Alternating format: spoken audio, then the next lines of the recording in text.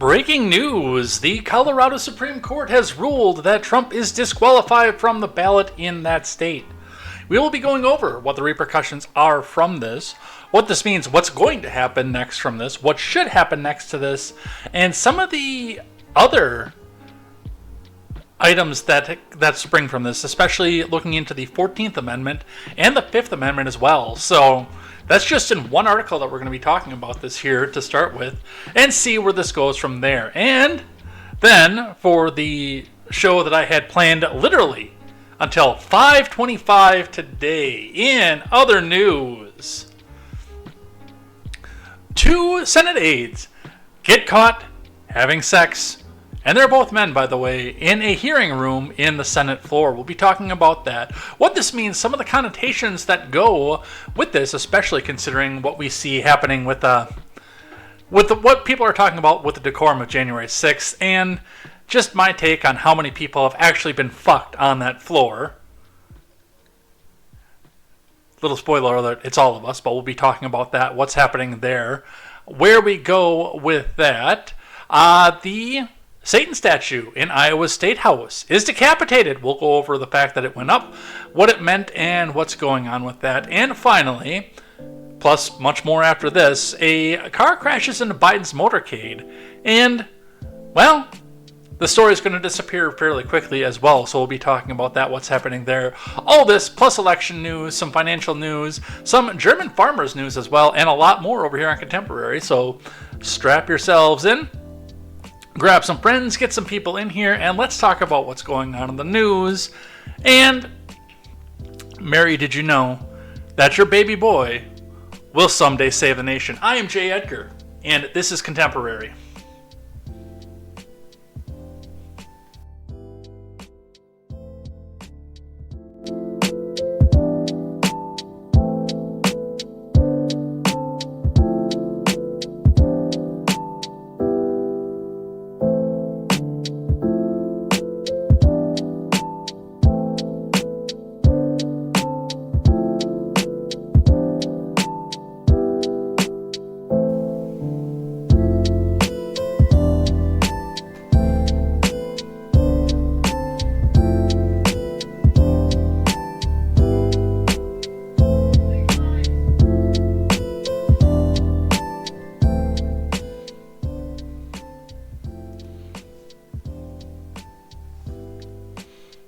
Down just a little bit more.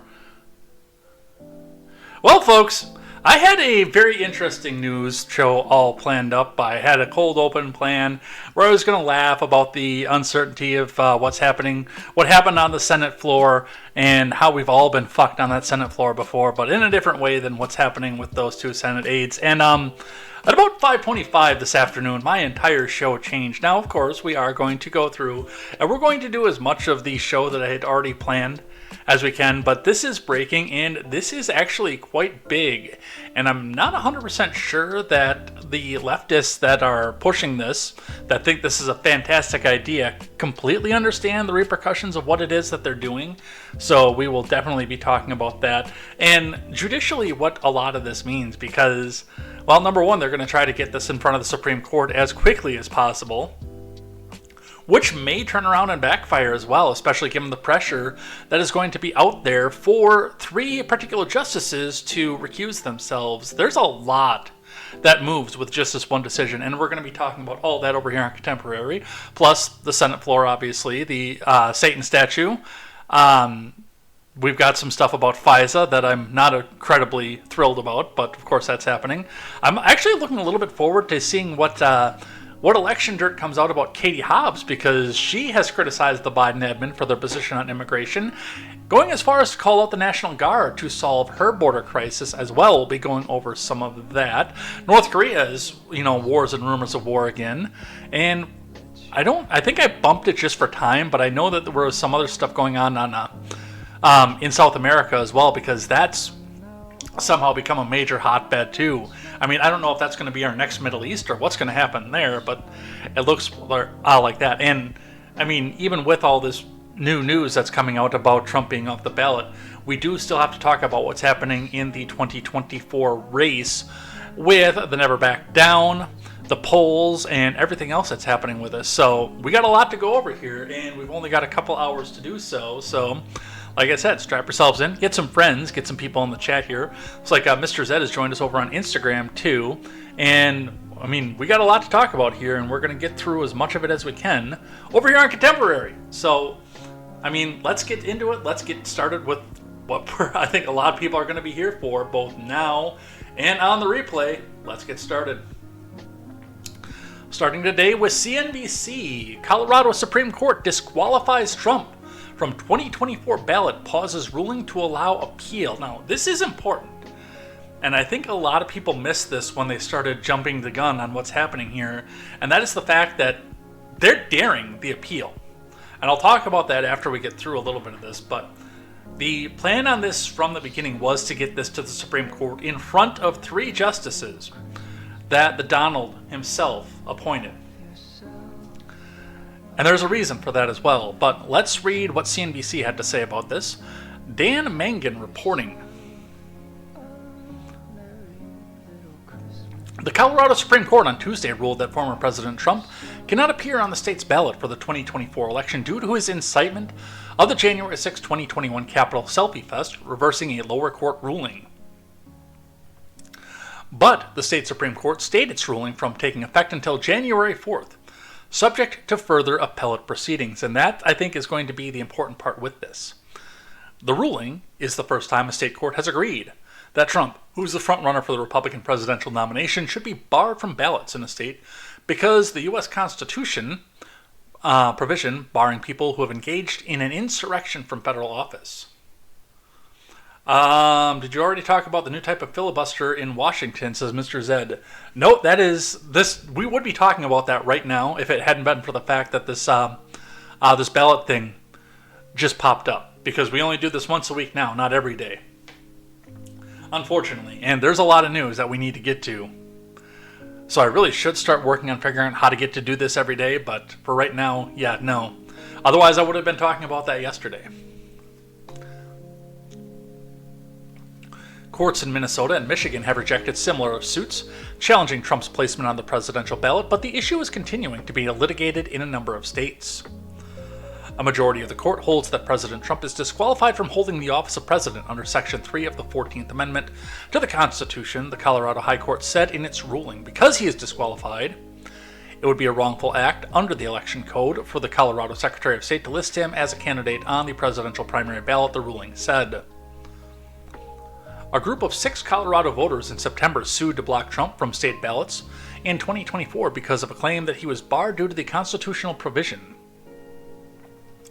Section 3 says that no person can serve as an officer of the United States who, having previously taken an oath of federal office, engaged in insurrection or rebellion against the U.S. The suit claimed that Trump's incitement of a riot at the U.S. Capitol by a mob of his supporters was an act of insurrection. The riot disrupted for hours the confirmation of President Biden's victory on the 2020 election, honk honk. Trump had pressured his Vice President Pence to refuse to accept the Electoral College results in Biden's favor at that proceeding. In November, a Denver District Court judge, Sarah Wallace, ruled that Trump could appear on the ballot even though she believed he had engaged in insurrection by inciting the riot. We got to talk about that too. I mean, this is a relatively short article because it was written almost immediately in response, but there is so much to break down with this. And I mean, there's a lot of misinformation already just in what we're hearing.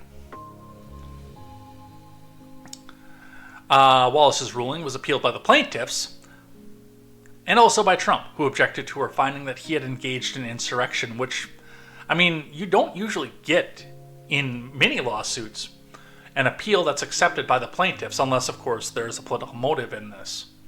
Typically, when the judge rules in the favor of the defense, you're done. I mean, it can happen, obviously. It's legal for them to do so, otherwise we'd be having a completely different conversation about this, but it's very rare. It's the same thing with a criminal proceeding. Like, with the Rittenhouse case, that's actually a very good example of this here, because there was a talk in the beginning right away of Thomas Binger going off and appealing the ruling from the judge because, well, because he lost. And so much of the mob came out and said, "He must go! He must be put down! He is a danger to the country! He's a danger to the world! He shot back at protesters! Oh my God!" But typically, especially in a criminal case, the prosecution doesn't appeal. It can happen. It's actually illegal for him to do so, but it's so rare that anything gets overturned in the favor of the state that we don't talk about it very often because it almost never happens. But let's go back. Let's scroll back into this. We got to talk about a lot of what's happening here. I want to first talk about the 14th Amendment, because that was the measure that they used for this. Majority of the court holds that President Trump is disqualified from holding the office of president under Section 3 of the 14th Amendment to the U.S. Constitution, the Colorado High Court said in its ruling. So let's review. What does the 14th Amendment say? I know I should have, this is on-air production, I should have had this prepped right before we went.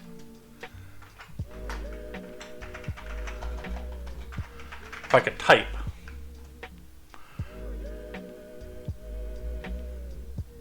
Let me see if we can get the full text of it. Yep, here. We got the full text from Legal Information Institute, which for the most part is a relatively non-biased source. They do put the information out here.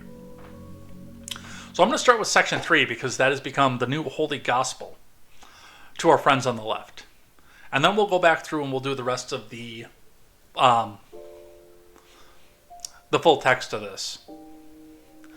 Section 3 says, "No person shall be a senator or representative in Congress or elector of president and vice president or hold any office, civil or military, under the U.S. or under any state, who, having previously taken an oath as a member of Congress or as an officer in the U.S. or as a member of any state legislature or as an executive or judicial officer of any state, to support the Constitution of the United States, shall have engaged in insurrection or rebellion against the same, or given aid or comfort to enemies thereof, but Congress may vote, by a vote of 2/3 of each house, remove such disability." So, what does this mean? It essentially says that if you were to, and I know they're avoiding this for a reason, but if you were to be convicted of insurrection, treason, sedition, or anything like that, then you can obviously go back and run for an office. Which would make sense. I mean, under almost any sane circumstance, somebody who would have done that would have, under normal circumstances, almost no chance of winning to begin with. But, and one of the things that they leave out, and I call this the Section 3, the new gospel of the left, in spite of the fact that the 14th Amendment has been used to justify many, many, many things in the past that weren't necessary in the Constitution to begin with. But the reason that, and I mean, this can go back and branch out to any number of people. Like, if we were to take the ruling from Colorado at its face value, that means, or that would mean rather, that almost anybody who was at the Capitol that fateful day, and there were a lot of politicians that were there at the same time, would also, by this provision, be disqualified from office. Now, when the lower court, the district court judge, made her first ruling, she had said, which, again, I don't know where a judge unilaterally got the ability to lay a conviction against somebody without having a jury trial, without due process of law. We'll go over that in just a moment. But she had said that, yes, he committed an insurrection because she didn't want to get her fucking house burnt down. But the text does not explicitly pertain to the presidency. And, I mean, under a light reading, I can see where that's at. No person shall be a senator or representative in Congress or elector of the vice president or president. So they can't go and participate in the electoral college. Or as a member of any state legislature or as an executive or judicial in any state. So again, that would, by the plain text, leave out the presidency. to support the Constitution. So, by the plainest of plain text, that would be disqualifying. However, again, when we look at the presidency and somebody who would have actually committed treason, insurrection, and put his people in harm's way, that person would have a very, very hard time winning the presidency to begin with as well, if that were to actually happen.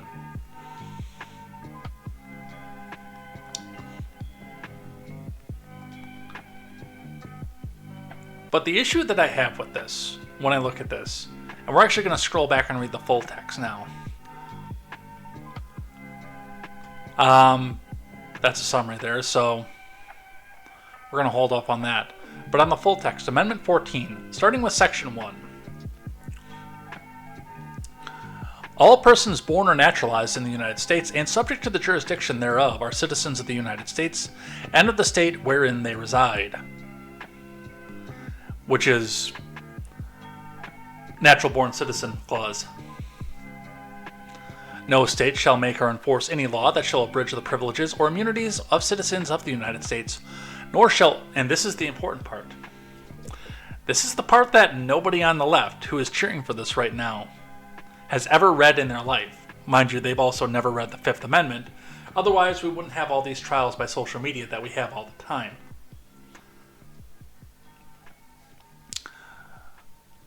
Nor shall any state deprive any person of life, liberty, or property without due process of law.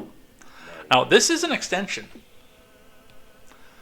of what's already in the Fifth Amendment, but because of that, it extends, because the Fifth Amendment bars the federal courts, the federal judiciary, from depriving any person of life, liberty, or property without due process of law, which somebody should, by the way, remind Barack Obama of that, nor deny any person within its jurisdiction the equal protection of the laws. Let's go grab the Fifth Amendment here so I can show where the extension of that is. Fifth Amendment text. Again, a true producer would have already had this prepared. Come on. Give me the link. Or, don't. We'll use Legal Institute again. I was going to use congress.gov, but because they're being dumb, we're going to use the Legal Information Institute instead. Amendment 5. No person shall be held to answer for a capital or otherwise infamous crime unless on a presentment or indictment of a grand jury, except in cases arising in the land or naval forces, which the insurrection would not fall under, or in the militia, when in actual service in time of war or public danger. Nor shall any person be subject for the same offense to be twice put in jeopardy of life or limb. Nor shall be compelled in any criminal case to be a witness against himself. And again, we go back to the same thing, the same text that we saw on the 14th, except now this is at the federal judiciary level. Nor be deprived of life, liberty, or property without due process of law, nor shall private property be taken for public use without just compensation. Yeah, hey, let's make a reminder of that with our federal fucking government, or our state governments for that matter.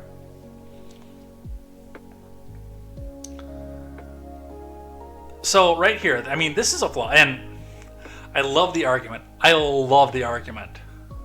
Our friends on the left give, even Trump's lawyers said that a conviction wasn't required for him to be disqualified under the Section 3 of the 14th Amendment. Yeah.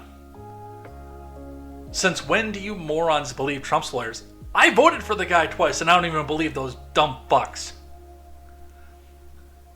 Because it's in plain text right here. And yes, in a government that is by the people for the people, you have the right to run for office. You don't have the right to win. That's between you and the people that you represent. But you have the right to run. You have the right to go put your case out there, campaign, and say, I want to be on your ballot. I want to win your primary. I want to be your president. Vote for me. Make America great again. You have the right to do that. And, I mean, if they really want to stop you from it, then they would have to turn around and turn enough of their people out to block you from it. which, honk honk, they totally clearly did in 2020. 81 million votes, folks. So yeah, I don't really give a fuck what Trump's lawyers have to say about this. Because I'm looking at the document that restrains the government from doing it. Yes, if you're going to deprive somebody of life, liberty, or property, you do need to have a criminal conviction against that person.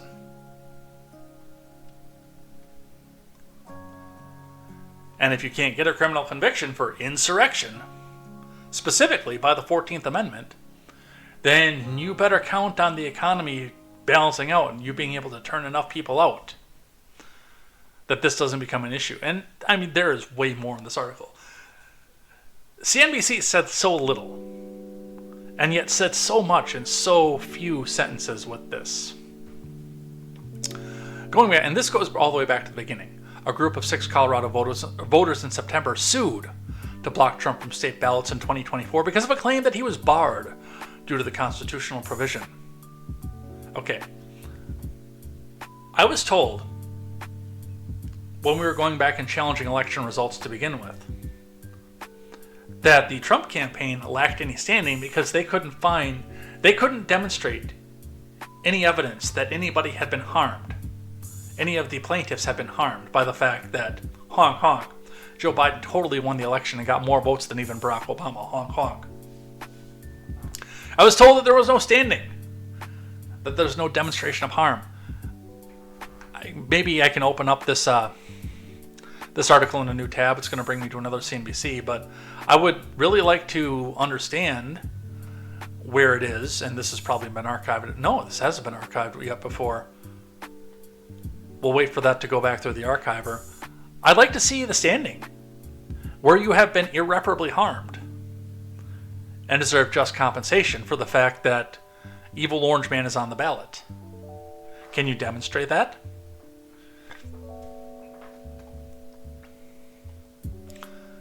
Or is it just because you think that he'll win if he gets out there? And that was another thing too. And there was a guy that was on one of the X's that was talking about this. That I know he was trolling. I know that he was trying to do his leftist impression, but so many people took him seriously and tried, "You don't know what democracy even means, you idiot," and stuff like that. But his troll was, "We must protect democracy by preventing people from voting for who they want." Is that how you were harmed? Because you thought that other people might vote for somebody that you don't like? I mean, I've legitimately been harmed financially by the Biden administration. I can show standing for that when I note that I made $12,000 more this year and still am just as fucking broke as I usually am without spending in excess of much more money.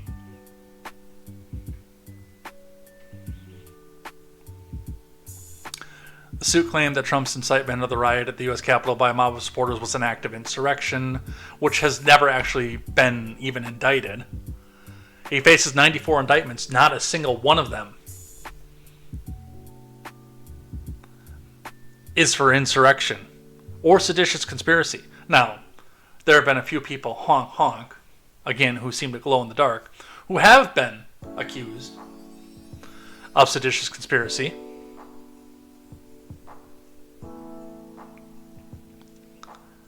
Honk honk. But we don't talk about those people.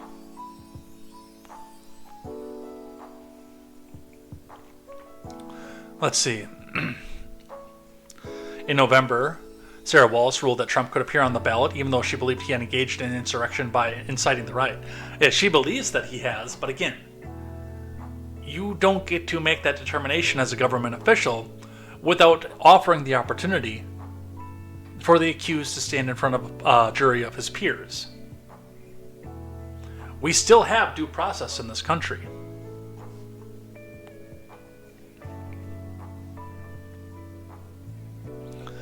Wallace said that Trump's name should be on the ballot because the office of president is not subject to Section 3. And Wallace's ruling, again, the big one, was appealed by the plaintiffs and also by Trump, who objected to her findings that he had engaged in insurrection. And that should have been. I know that Sewell talked about the fact that maybe we should be saying that that Trump that it would backfire. No, that wasn't Sewell. That was a different Discord that I was in. But that it would backfire and that he shouldn't be out here and suing for that. But, I mean, that's defamation by the state. You cannot prove or convict insurrection. You should sue for that, to have that stricken from the record. He did not sit in front of a jury of his peers for that charge. He hasn't sat in front of a jury of his peers for any charge, but he did not sit in front of a jury of his peers for that charge. Plain and simple. Now, I want to go back all the way to the beginning and talk about this part. And let the tinfoil go for just a little bit on this one. But the state Supreme Court stayed its ruling from taking effect until January 4th, subject to further appellate proceedings. There's been a lot of talk about getting this up to the Supreme Court, and even a lot of talk by Trump supporters on how fast that this would get struck down by the 3 judges that Trump appointed to the Supreme Court. Especially when I look at something like this, because, I mean, if these people were so irreparably harmed by the fact that he's even on the ballot, that they had to go back and make a statement that this was an insurrection without, of course, having any sort of legal conviction to go with it,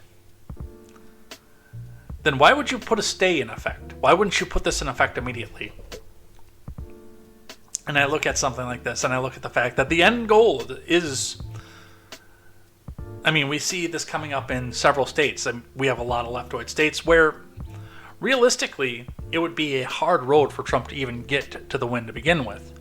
Colorado, Rhode Island, Minnesota are the big ones that pop up there, but there have been a few other lawsuits that have gone through places like California, New York, things like that, that haven't possibly gotten up to the level of the district court yet to challenge Trump's name being on the ballot. But what they have in common is there is an extreme unlikeliness that Big Don would have won in any of these states to begin with. I mean, hell, Minnesota, in the 49-state landslide of 1984, held out against Ronald Reagan, while all 49 other states went to Reagan. I don't think a Republican is winning in Minnesota, at least anytime soon. Colorado, that's pretty much turned to a major blue haven. I think that's part of the reason that the lower court judge said, "Oh no, he totally did an insurrection. He totally did a treason. We can't convict it, but he totally did a treason." I think that's part of the reason, because if she'd have come out and said, "Well, hey, there's no conviction out here, we can't do shit about this," they'd have burned her house down.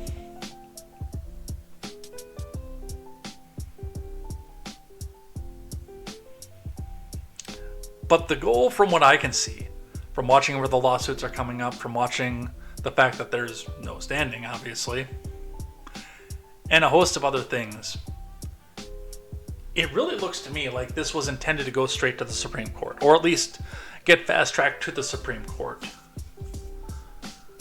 In a perfect world, the Supreme Court will take one look at this and say, hey, the Fifth Amendment and the first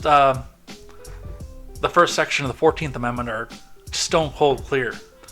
Bring me a conviction and we'll talk. Bring me a conviction for insurrection and we'll talk.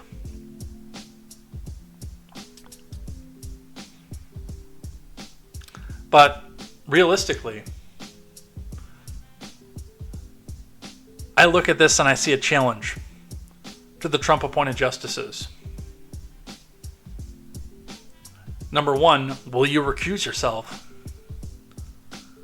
and let this go to a lower, what would it be? There are 9 justices on the Supreme Court, so I think that, that'd be a closer to 3-3 decision. Split right down the middle. If we take Barrett and Kavanaugh and Gorsuch off the bench, because for obvious reasons they would recuse, or if they do stay on, they'd almost be forced, sociologically, to to rule against Trump.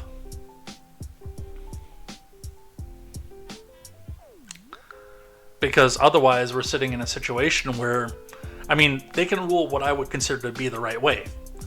Again, bring me a conviction and we'll talk. And I mean, we're moving into Soviet judiciaries anyway, Soviet-style judiciaries anyway. So it shouldn't be that hard for you to get a conviction of insurrection. You can indict a ham sandwich on just about fucking anything. So bring me a conviction and then, hey, we'll definitely talk.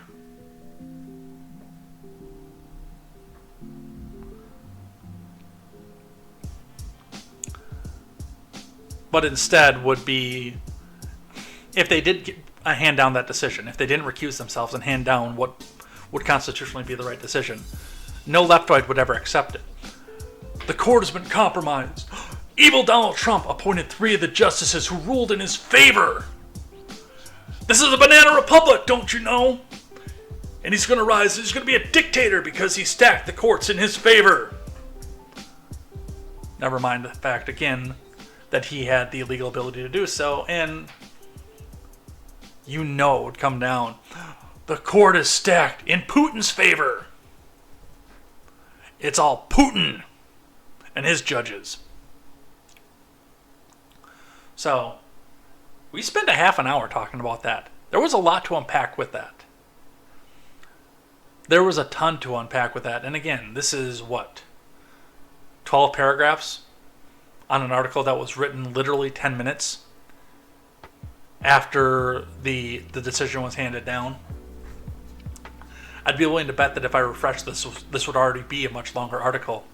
And we'd get the whole Google argument of, your results are changing very, very quickly, and you may not see what you like to see. This is finished archiving. Let me go look at this. 6 Colorado voters sue to remove Trump from the state's 2024 ballot. I just want to look through this one briefly and see what their standing was, what the damage is that they claim.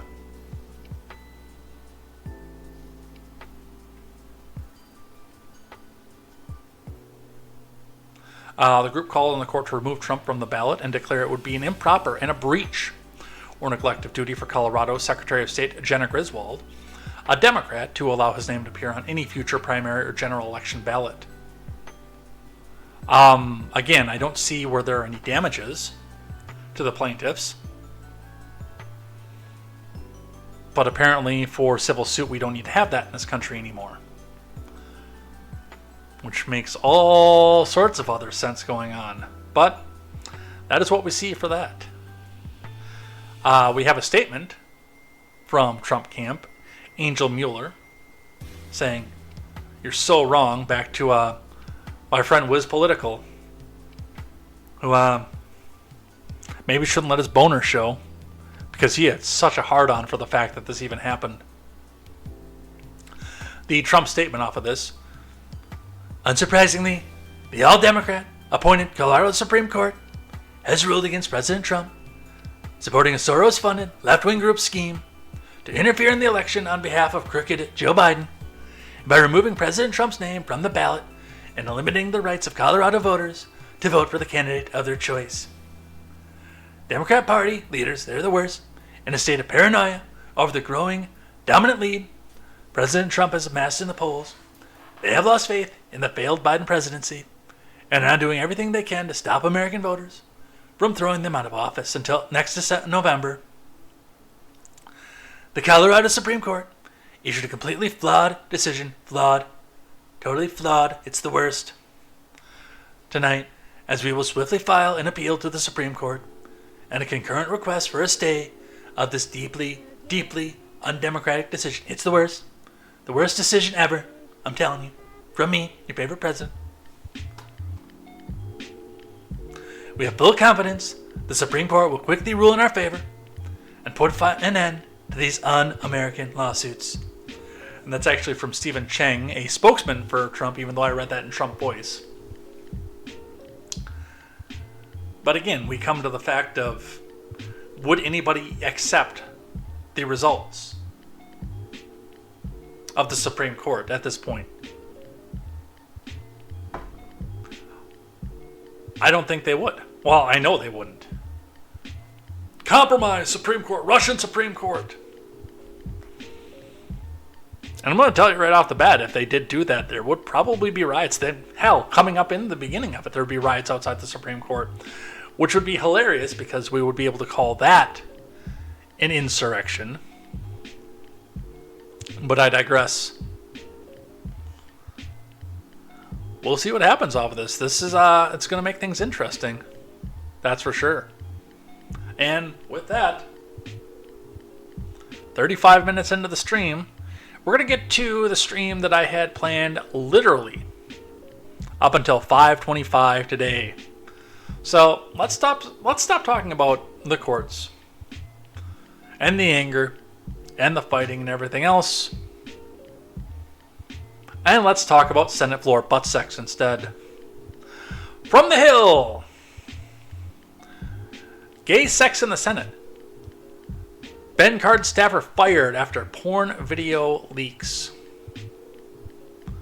So we're going to listen. Actually, I'm going to go ahead and refresh this here. We're going to listen to what the Hill has to say.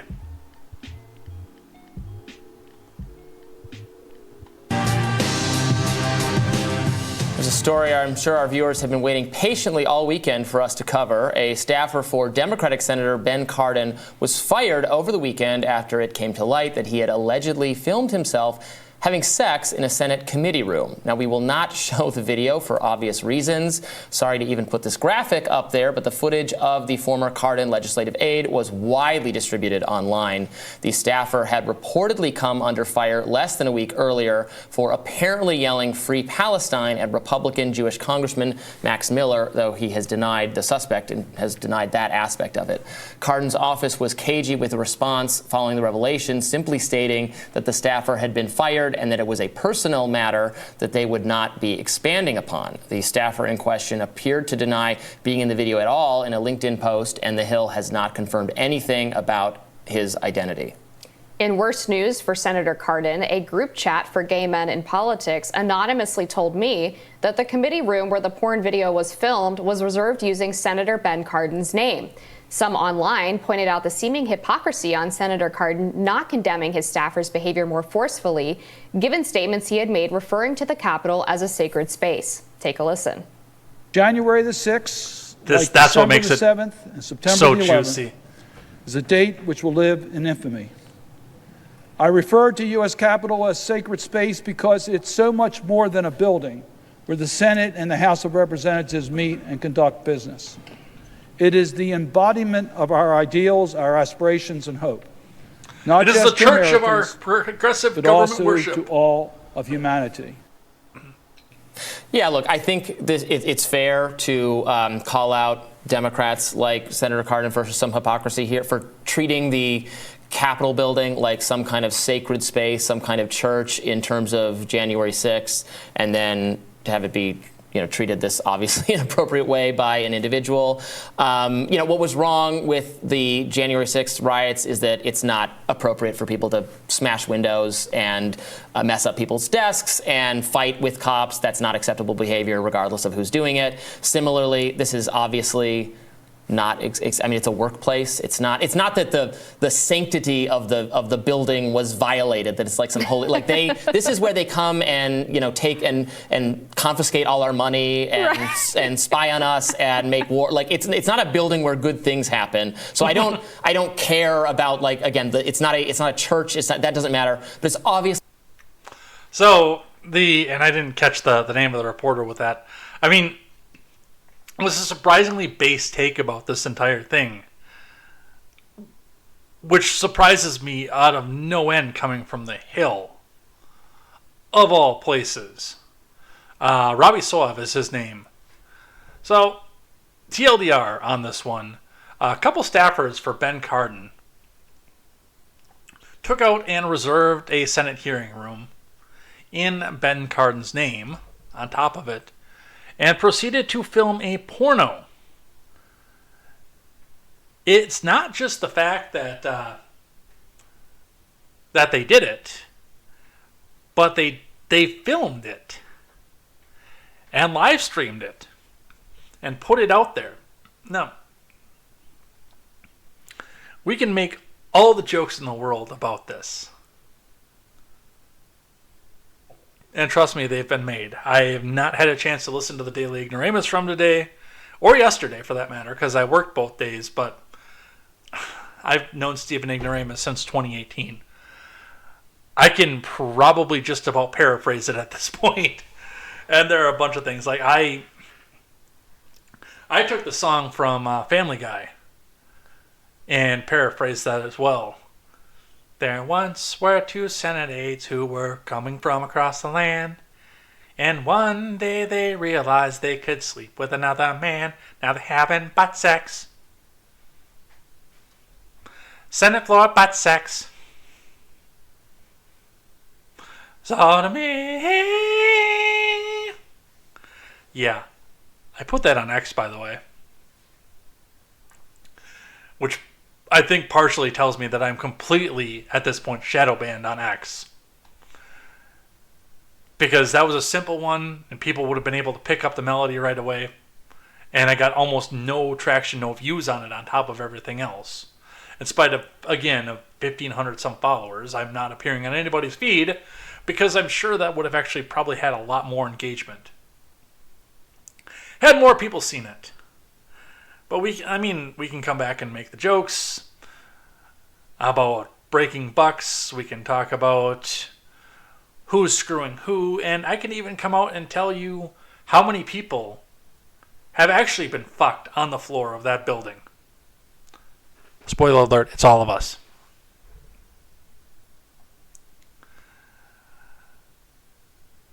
But Robbie Soave actually put it so eloquently when he was going on his monologue about the entire thing. The reality of what happened on the Senate floor is that people, especially Democrats, especially given the fact it was two staffers for a Democratic senator, one of whom, because his face was seen in the video, has been fired. Nobody knows whose junk is in the other part of the video. And I will go full disclosure on this. I have not watched the actual video. I've seen the clips and the footage, but I know enough people that are trustworthy to me that have seen the video that I believe the video. Is that since January the 6th, since 2021, we have been hearing that the biggest problem with January the 6th was the fact that so many people horribly desecrated our Capitol, our holy building where democracy takes place and people vote. The desecration. They defiled the sanctity of this building. Well, the staffer for Garden defiled the sanctity of something. And they did it in that building. The other part of this, in spite of the fact that the headlines that are coming out and trying to tell us that, oh, well, this is alleged to have happened. We have no idea if this actually happened. This is all alleged at this point. Looking at you, NBC.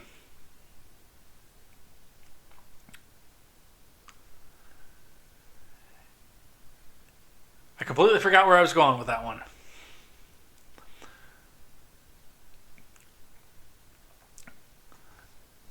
Yeah, we talked about the sanctity of the building from January 6th. Man, I can't believe I just lost my train of thought on that.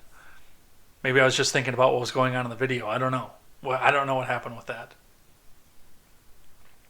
Oh, that's where I was going with that. So, with the fact that they did it. I made a post on Quora not that long ago. I talked in some of my solo videos about my time on Quora. I love Quora, by the way. Even with the troll questions out there, I love Quora. But I had talked about, the question was actually posed on whether or not hotel staffers ever sleep with anybody who stays in their hotel, which I have a little anecdote about that. I don't think it's YouTube appropriate, considering my mom and dad watch my YouTube from time to time. I don't think it's necessarily YouTube appropriate, but I do have an anecdote about that particular statement. But one of the first things that I said about this was, before I went on with my anecdote about it, is the fact that hotel workers are people. They get impulses. They get urges. Some of them give in to weakness. And they look up and say, oh, what the hell? Let's throw caution to the wind and do this. People do it in weird places all the time because they give in to their urges. I don't think that this was what this was, because they took the time, they signed out the room. I don't know what the process is for a Senate staffer to sign out a room, but I can't imagine that it's an easy or quick process. They took the time, they signed out the room, they got the live stream gear, they figured out where they were going to live stream it to, and then did it. There was forethought to this. This was not two guys being impulsive, as the song that I sang earlier would suggest. There was a thought process that went into this, which almost tells me that two people looked at each other and said, hey, I bet you we can get away with this. I bet you we'll even get cheered online for doing this. We'll get all kinds of clicks and everything. But this wasn't a, hey, I just met you and this is crazy kind of thing.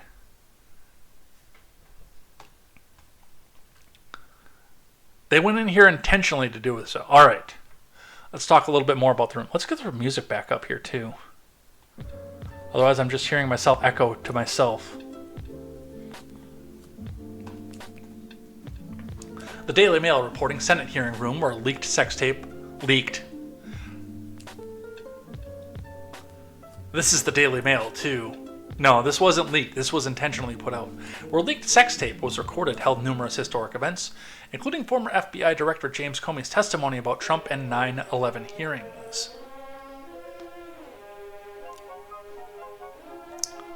From Laura Parnaby for DailyMail.com. The Senate hearing room, where a staffer was recently caught filming amateur gay porn, has been the scene of several historic events. Even before the latest sex scandal, if the walls could talk, they'd have a lot to say. From recalling former FBI Director James Comey's testimony about Trump to the 9/11 hearings. On Saturday, congressional aide Aidan Mays Seropsky was fired by Maryland Senator Ben Cardin after the emergence of his tapes, which were reportedly filmed in the Hart Senate Building, room 216.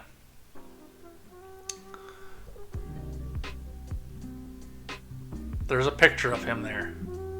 I could so get thrown off YouTube right now. It wouldn't even be hard.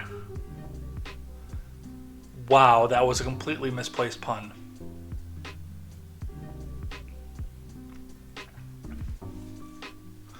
But it was the National Commission on Terrorist Attacks on the U.S., known colloquially as the 9/11 Commission, which was perhaps the most poignant procedure to unfold in Hart 216. Well, it used to be. Not anymore. Let's see, that's the guy right there.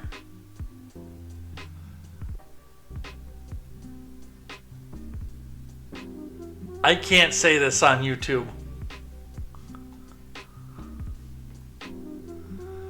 The congressional staffers accused of filming an amateur gay porn video inside the Hart Senate Office Building, room 216. National Security Advisor Condoleezza Rice is sworn in to testify under oath before the 9/11 Commission on April 8th, 2004. Jim Comey, June 8th, 2017. It was launched to investigate the deadliest terror attack in world history, with a death toll of 2,996 people, and to set out how the U.S. government could be better prepared to prevent it happening again. The landmark case heard testimony from then-President Bush, Vice President Cheney, Condoleezza Rice, and Bill Clinton. More recently, Hart 216 heard testimony from Jim Comey about his interactions with Trump. The following year in September, Trump nominee Brett Kavanaugh became a Supreme Court associate, following a fiery confirmation hearing in the same room. His acceptance was anything but certain, and it came after he faced allegations of sexual misconduct, which he angrily denied during explosive statements to the Judiciary Committee. Since the death of Ginsburg in 2020, Kavanaugh has come to be regarded as holding a pivotal vote on the court.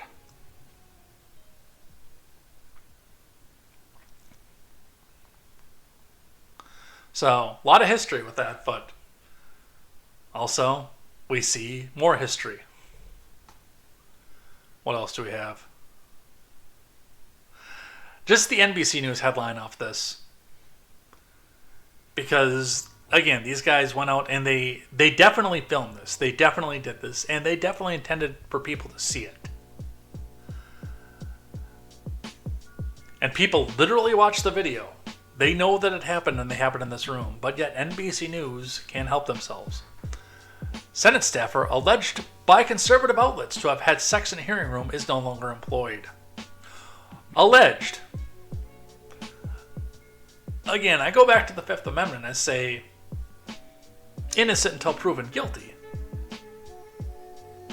I'm not going to back down on that stance by any stretch of the imagination.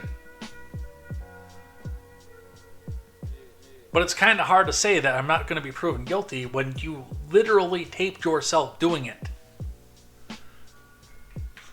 Legally, it's right for them to say it. It's right for them to say that. There was no crime committed, so there's no reason for them to stand in front of court, but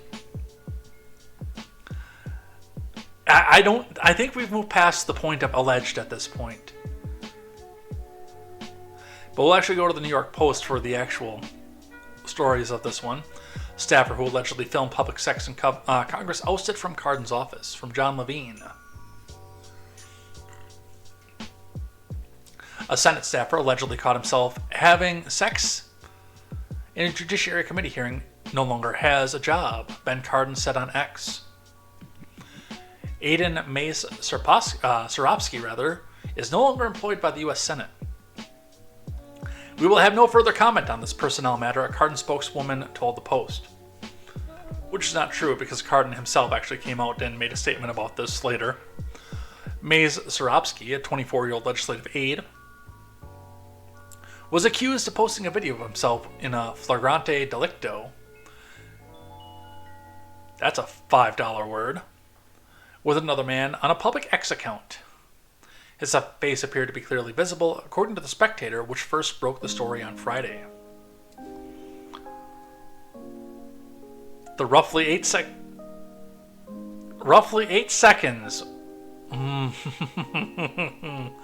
Oh, there are so many different ways that I could go with that. Most of them involve a rodeo. Oh, jeez. Nope, we're not going to do it. We're going to take the high road.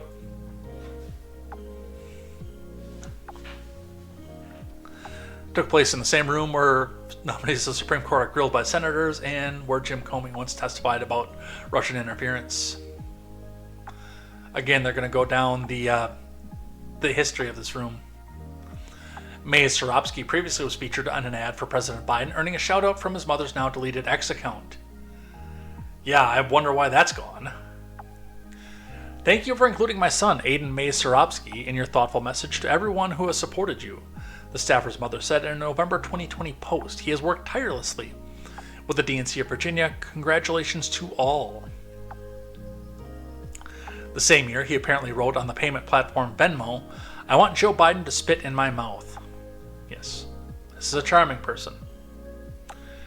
In a statement on LinkedIn, the former staffer admitted he had shown poor judgment. Again, going back to what I said in the first article, this was not a sudden run-of-the-mill thing. To get the room, that room particularly, now that we see all the history about it, to get it done, signed out in your boss's name, and then bring the recording equipment in there as well. There was forethought that went into this.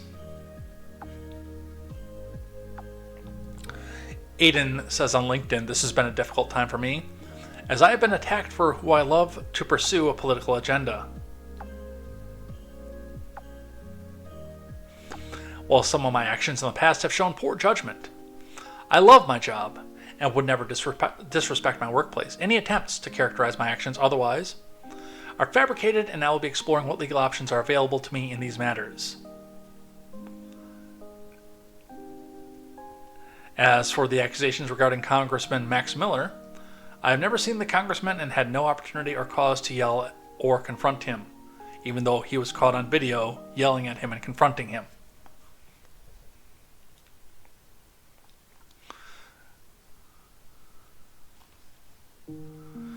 Zorobsky's story was met with wide public mockery from the DC chattering class, with disgraced Rep. George Santos leading the way. Oh, this ought to be educational. Having sex in a government building and filming it is the reason you got heat. You being gay and having gay sex, nobody gives a rat's ass, Santos thundered on X. And that's... it's a rare moment of truth from George Santos. Look at that. There are people who do give a damn about this, by the way. And one of the things that came out of this was another big fight between the populist wing of the Democrat Party and the Evangelocons. The former of which, like Santos, looked at this and said, hey, you disrespected the building that you've called a holy place and said the MAGA people disrespected. But nobody gives a damn about the fact that you're gay. And the Evangelocons, who are mostly backed in a line behind DeSantis, who are screaming about the fact that we can't let the gay invade our state houses and our government buildings. Yes, that is an actual argument that's been going on about this.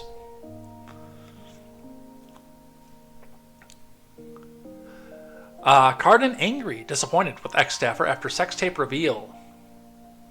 Going back to the Hill, this time reading from Al Weaver. Ben Cardin on Monday said he's angry after a video emerged of a now former staffer performing lewd acts in a Senate committee hearing room. Cardin declined to delve into particulars about the staffer and the incident in question, which was first reported by the Daily Caller, but he expressed his displeasure with the situation, telling reporters that he viewed what happened as a breach of trust. I was angry, disappointed. It's a breach of trust, all of the above. It's a tragic situation and it's presented a lot of anger and frustration. I'm concerned about our staff and the way they feel about this and the Senate staff. The Maryland Democrat declined whether to say the staffer was fired, saying multiple times that he's no longer a Senate employee. Cardin also did not confirm the staffer's name or say whether he had disciplinary issues prior to the leaked videos. I'm not aware of anything else involved here, Cardin said. This is a personnel issue, and there are some investigations going on. Yeah, the chief of staff will be handling that. Cardin added that he's not talked to the ex-staffer and indicated that the individual has not apologized. Well, no, he's doubling down on it, saying, no, I totally did it, but they're just mad at me because I'm gay. That's all they're mad about. They don't care about what I did. They want to persecute me because I'm gay. He hasn't apologized about crap because he doesn't think that he needs to. Capitol Police told The Hill they're still investigating the sex tape, but that there was nothing new to report as of Monday evening. When pressed whether she supports a probe into the incident, Amy Klobuchar, a member of the judiciary, told reporters that Cardin is dealing with it with his staff, adding that they fired him. Other lawmakers injected a little humor while reporters were searching for Cardin on the Senate floor. Manchin jokingly scolded those staking him out to leave the beautiful man alone. John Kennedy of Louisiana, a Judiciary Committee member, wondered if the chamber is locking the doors now. Do we lock the Senate doors at night? He asked about the chamber. We do? Thanks. So, that is what we have for that. Now, before I move on and talk about the Satanic Temple, which is also, how do I put this? This was set up to elicit a certain reaction. And the people it was set up to elicit a reaction from gave the exact reaction that they were supposed to. But one of the interesting things about this is that Lindsey Graham, the Mogwai's favorite senator, the same day that this happened, suddenly came out and said that he has not seen any evidence that President Biden is corrupt and should be impeached. Let's listen to Lindsey Graham and I will explain why these two are related.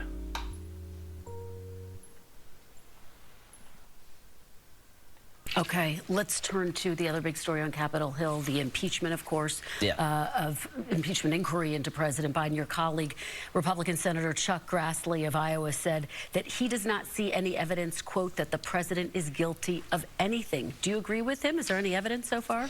You know, I haven't really been paying that much attention to it. They have to prove that President Biden somehow financially benefited from the business enterprises of Hunter Biden. We'll see. Have they done it yet, in your mind? If there were a smoking gun, I think we'd be talking about it. But okay, let's turn to the other big story on Capitol Hill, the impeachment, of course. One of the things that's been brought up, but again, this popped up like the same day that Sorovsky got caught with his little tryst here. Look, I'm not saying that Lindsey Graham is gay. I'll let the Mogwai do that for me. But what I am saying is he's a man of a certain age, from a certain Southern culture, and he's got a certain accent to him. He's had certain interactions and relations with John McCain. And he's at that certain age where, well, he's still never been married. Makes people kind of wonder about him.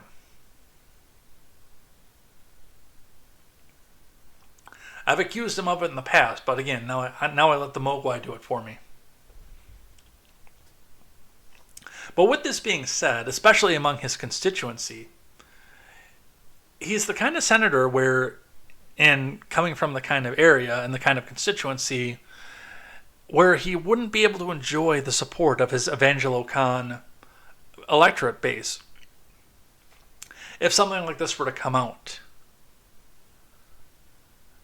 And it does a little bit reek, especially again with the conversation about homosexuality in the Senate floor. I don't know if he's ever met Sorovsky. I don't know if there's anything going on there. I don't know if there was a promise not to leak anything, or even if it's just the promise of, hey, we'll go back and tell your constituency that that you like the gentleman here, unless you come back and play ball. And you can come back out and pretty much guarantee that no matter what the House brings forward, evidence or politically charged or otherwise, he's going to be a no vote on something that is doomed to fail anyway in a 50-49 Senate. I'm sorry, 51-48 Senate. So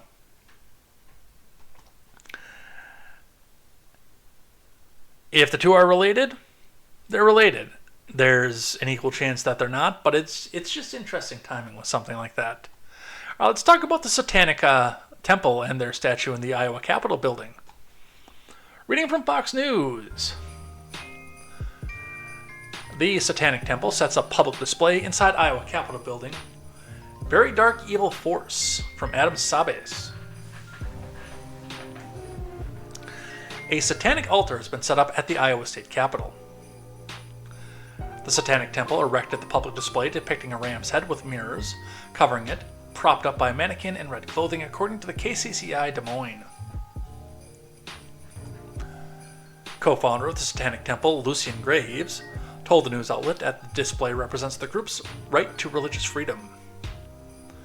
We're going to really relish the opportunity to be represented in the public forum. We don't have a church on every street corner, Greaves said. My feeling is that people don't like our display in public forums. They don't have to engage with them. They don't have to view them, Greaves added. Iowa resident Shelley Flockhart said she was shocked to see the display. Why? They do this in red states all the goddamn time.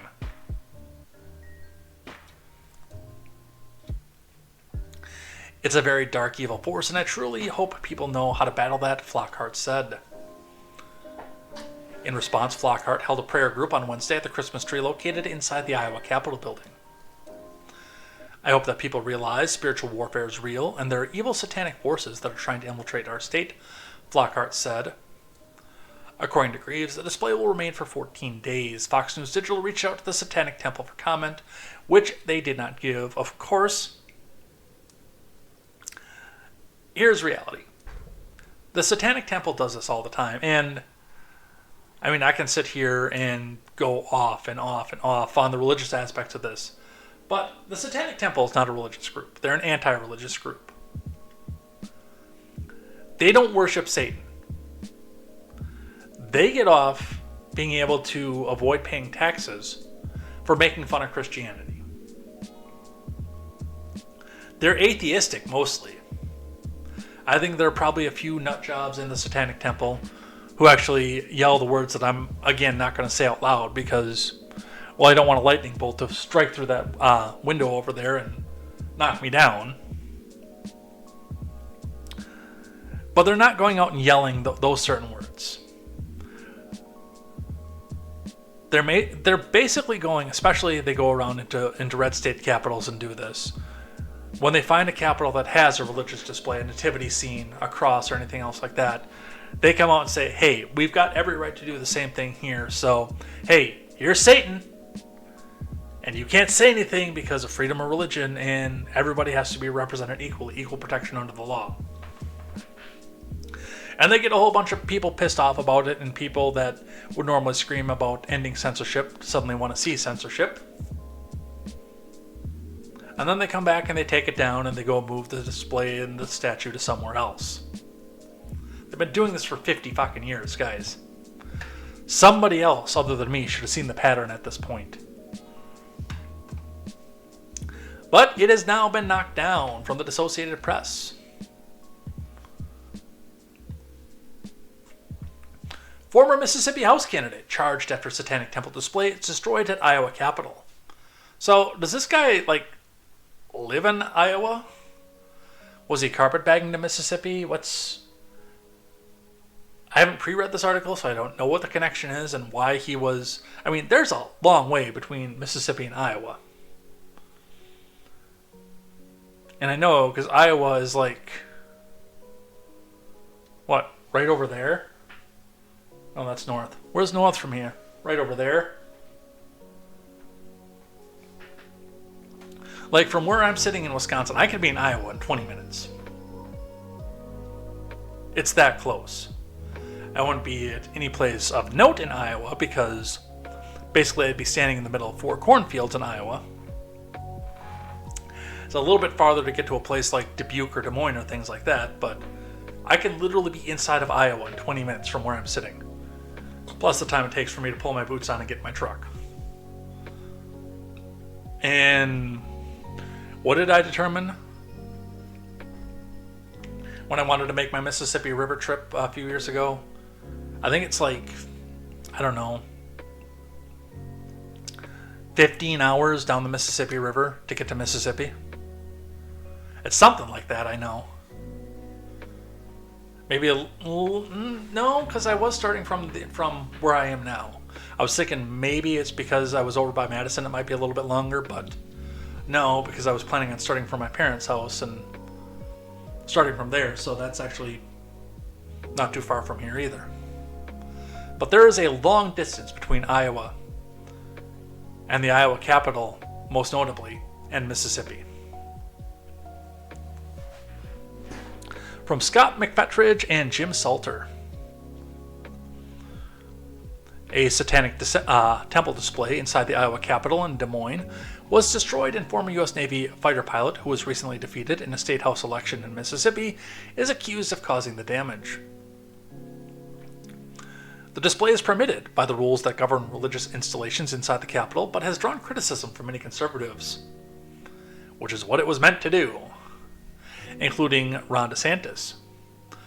A Facebook posting by the Satanic Temple on Thursday said the display, known as the Baphomet statue, was destroyed beyond repair, though part of it remains. And also the memory remains. And the memory remains.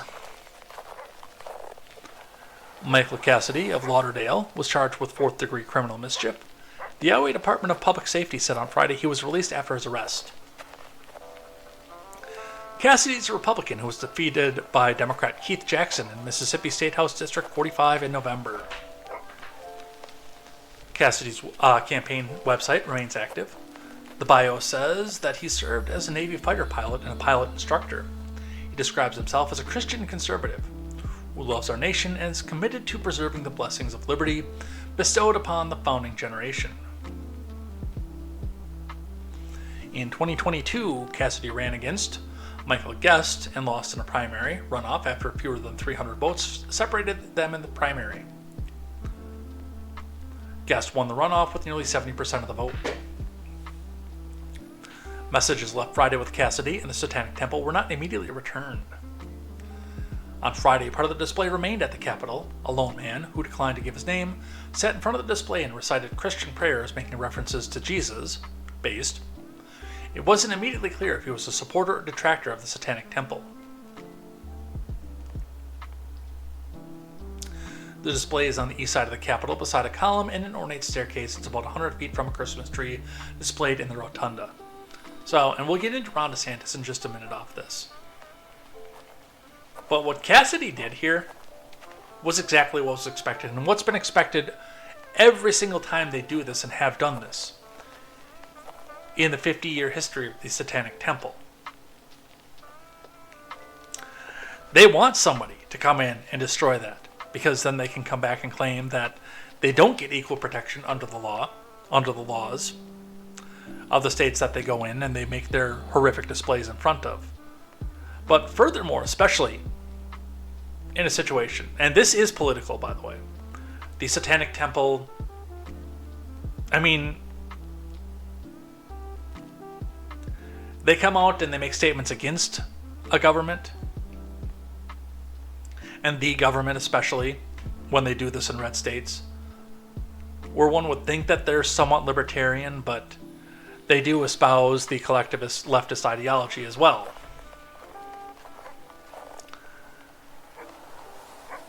But one of the things that came out of this, and I'm almost positive this was planned by doing so, especially when they go to do this during the religious time of year in a red state capital, is the fact that they are looking to get the fight going, especially in a situation where populism, which is admittedly less evangelical, a less church-driven part of the GOP, the Republican Party, and a lot of the time supports Trump, is being pitted, and sometimes it seems like being pitted in artificial means, against the religious aspects of the GOP, the evangelicons, the people who say Jesus is my vice president, who in today's primary typically go towards DeSantis.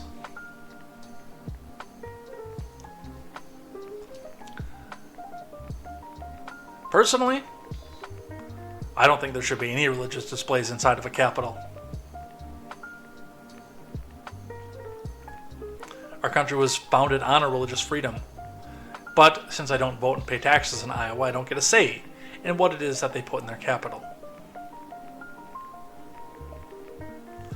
But I saw a lot of this on X too, where populists and libertarians were arguing against Christian conservatives, and I have friends in both camps who are sitting here again, deeply at each other's throats, swearing off everybody who supports one side and swearing off everybody who supports the other side,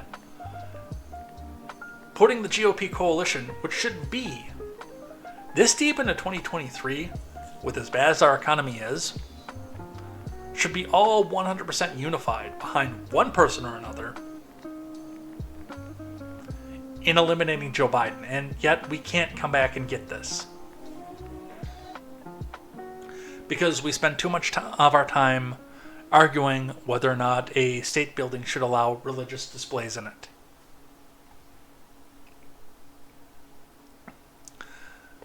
From the Hill, DeSantis vows to help man charged with beheading Iowa Capitol's Satanic Temple statue.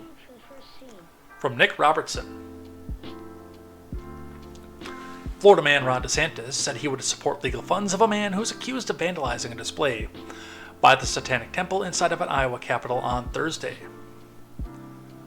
Michael Cassidy was charged with fourth-degree criminal mischief for knocking over and destroying a statue erected by the temple inside the Capitol, the Des Moines Register first reported.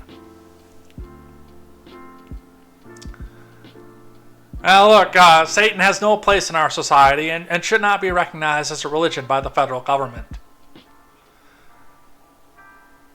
The Establishment Clause literally advises against that to the government. The government's not supposed to recognize any religion. DeSantis said on X, formerly Twitter, "I'll chip in to contribute to this Veterans Legal Defense Fund. Good prevails over evil. That's the American spirit." Well, and I mean, you can do that with your own money. That's fine. I hope you're not going to be using state money for doing that. Absolutely not. But I do trust Ron enough to understand the difference between the two. And even though all of his supporters tell me that Ron DeSantis, he can't be corrupted because he has no wealth, he doesn't even own a home.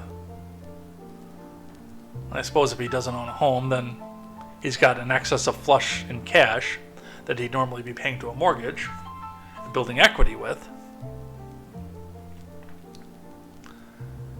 And I don't know what the Florida governor's salary is, but I got to imagine it's a little bit more than I make every year.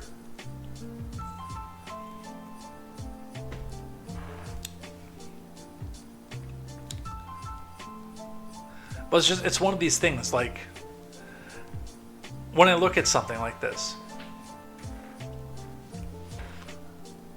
first off, I look at this and I say, if this hadn't made national news, he wouldn't have done anything about it, because he wouldn't have known about it. He wouldn't have pursued it, he wouldn't have sought it out. And now, from the standing, especially when he's trying to hold on to the Evangelo-Con vote, of people who are appalled in Iowa about this seems like a vote buy to me.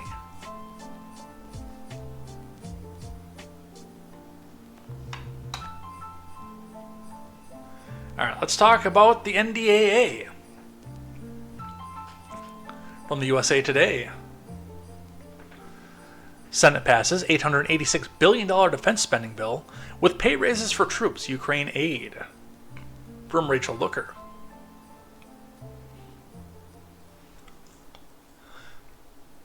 The Senate passed an $886 billion defense spending plan Wednesday, supported by President Biden, including funding for Ukraine and annual pay raises for troops in a last-minute rush to authorize spending before the end of the year.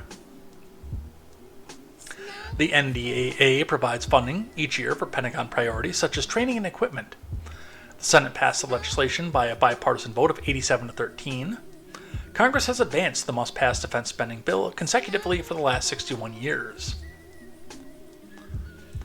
At a time of huge trouble for global security... Oh, that's Schumer. At a time of huge trouble for global security, doing the defense authorization bill is more important than ever. Chuck U. Schumer said on the Senate floor Wednesday, "Passing the NDAA enables us to hold the line against Russia, stand firm against the Chinese Communist Party, and ensure America's defense remain state-of-the-art at all times." The bill now heads to the House, where some ultra-conservative Republicans have threatened to tank it after lawmakers dropped contentious provisions that would have modified the Pentagon's abortion policy and some gender-affirming health care. They're also unhappy with the temporary extension of domestic surveillance program included in the bill, but without reforms. The Senate's NDAA is a compromise version of the spending bill the House passed earlier this year. The House version included provisions targeting transgender health care policies in the Pentagon, and an amendment that would revoke a Pentagon policy that reimburses out-of-state travel for service members who receive abortions. The abortion policy is one that Tommy Tuberville protested for 10 months by blocking all military promotions in the Senate. Now, he protested by blocking a unanimous consent. Schumer still had the option the whole time of bringing each one of those people down individually for a vote. He just didn't do it because, well, he got to proselytize about Tommy Tuberville and fundraise off of it. The NDAA includes provisions that will authorize $844.3 billion for the Department of Defense and $32.4 billion for national security programs within the Department of Energy. That's billion with a B. Support Defense Department activities among Australia, UK, and the US. Extend the Ukraine Security Assistance Initiative through fiscal year 2027 and authorize the full budget request of $300 million in fiscal year 2024. provide a 5.2% pay raise for military service members and the Defense Department's civilian workforce. Be nice if the rest of us got a 5.2% pay raise, by the way. Support requested funding for naval vessels, combat aircraft, armored vehicles, weapon systems, and munitions. A handful of Republicans threatened to delay the passage of the spending bill over the last few weeks because of the missing amendments on social issues. Joni Ernst forced a procedural vote in an effort to delay the bill's passage in the upper chamber. Shame on Schumer for backing the Biden admin's radical abortion agenda. I never back down from a fight, Ernst wrote on Tuesday on X. The Pentagon should be focused on protecting innocent life, not destroying it. Josh Hawley also looked to block the NDAA's package after the final version stripped his proposed legislation that would provide compensation for victims of nuclear contamination. He forced a procedural vote on the NDAA last week but failed to delay the package. The NDAA also includes a 4-month extension of Section 702 of the FISA Act, and this is where they're coming with problems with that. A domestic surveillance program, which is set to expire this month. The program allows the government to gather private messages of foreign nationals overseas who are using US-based messaging platforms. Yeah, that's not all that it does, by the way. The Senate voted to block an amendment proposed by Rand Paul that would remove the extension of Section 702. FBI Director Chris Wray said allowing the program to lapse would jeopardize national security because he can't sit and read your text messages all day. Some lawmakers agree and view that Section 702 is necessary for keeping the country safe, but others say it's been misused. Congress has the chance to say no more unconstitutional searches on Americans authorized by only secret courts. Greg Steube of Florida, who wrote on X, "We must stand our ground and protect American civil liberties." So, there you go, almost $1 trillion in defense spending. In a bipartisan fashion, with both sides, by the way, promising a cut in military spending, and one side promising a cut in spending otherwise. And we get 4 more months of warrantless searches. And by the way, that does include you if you've ever talked to somebody overseas.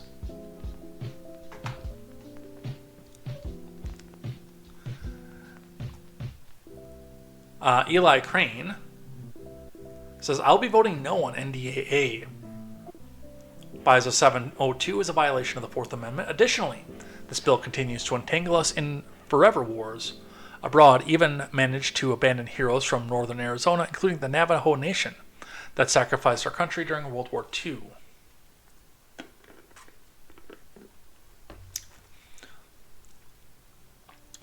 With a helpful chart up here, the National Defense Authorization Act, House's bill versus Schumer's bill, and the compromise. House's bill ends Biden's taxpayer-funded abortion travel ban. That's not an either. Ends taxpayer-funded gender transition surgeries. That's not an either. Ends Biden's radical climate agenda. Well, I do say that should not be packaged as pork in the NDAA. I think you should be fighting for it. But I've always been of the decision and the camp that all spending bills especially should be single line. Protect service members who were discharged for refusing the Pinko-Pox vaccine. The compromise had a weak provision for that. Bans drag shows and drag queen story hour on DoD installations. Prohibits critical race theory. The compromise does that. Schumer's bill obviously does not. Creates an inspector general for Ukraine aid accountability. I'm sure I knew that was going to be watered down. Prohibits race-based admissions at military academies. That's a no on the compromise. Eliminates chief diversity officers. That's no on the compromise. And the big one, and Schumer's bill even said no, not to extend this. And the House bill said not to extend this, but the compromise bill somehow even though the House bill and the Schumer bill had neither one of there, extends the abusive FISA spying powers.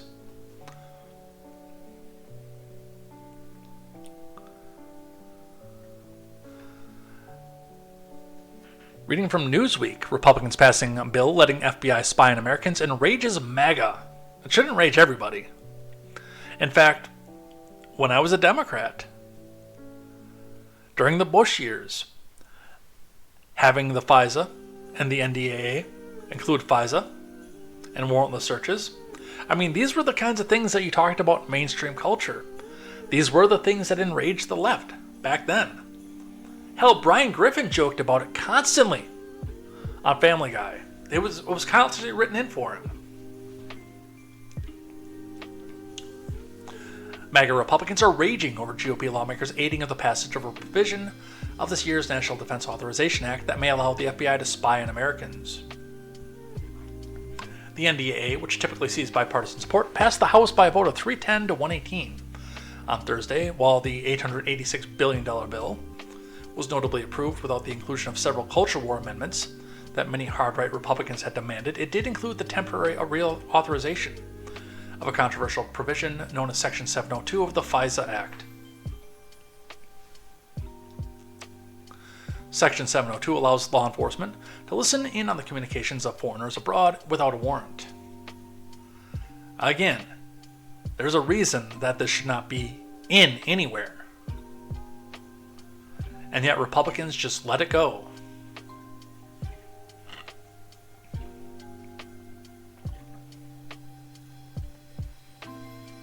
Time magazine saying the quiet part out loud. Going back a little bit to what we talked about at the start of the program. Fears of a Trump win add urgency to effort to tighten surveillance laws. From Brian Bennett and Nick Popley. The prospect of Trump using the powers of the presidency as a tool of retribution has raised the stakes for a bipartisan push by Congress to tighten what data Americans, federal investigators, can search without a warrant. Trump has said publicly in recent weeks that he wants to be a dictator for a day. That was taken completely out of context, by the way, and that he will root out the radical left thugs that live like vermin within the confines of our country. If you haven't noticed by watching this program, or just by reading the magazine, Time magazine is a far, far left-aligning rag.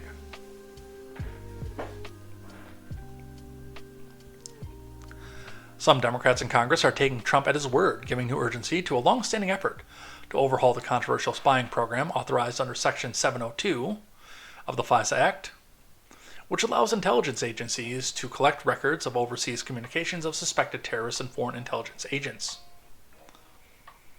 For years, civil liberties advocates have pushed to block the FBI from searching the trove of data for the records of Americans without first securing a warrant. The FBI has acknowledged repeatedly breaking its own rules and conducting improper searches. The current law is set to expire in April after the House and Senate this week approved a short-term extension as part of the National Defense Authorization Act. That creates a window early next year for lawmakers to debate meaningful changes to the FISA law. This week, House Speaker Johnson canceled votes on a pair of dueling FISA bills amid disagreements over the program's future. The FBI currently makes some 200,000 queries of that database each year and has used it to check for members of the BLM movement and people being investigated for January 6th. According to court documents declassified earlier this year by the Office of the Director of National Intelligence. Those failures, even though they were deliberate, to protect Americans' data from such searches, have brought together an unlikely coalition of lawmakers to plug loopholes and increase congressional oversight of the surveillance authority. The abuses of 702 have taken place under presidents of both parties, says Chris Baumol, an expert on national security and intelligence surveillance law at the Electronic Privacy Information Center. That's why there's such a big bipartisan coalition to reform it.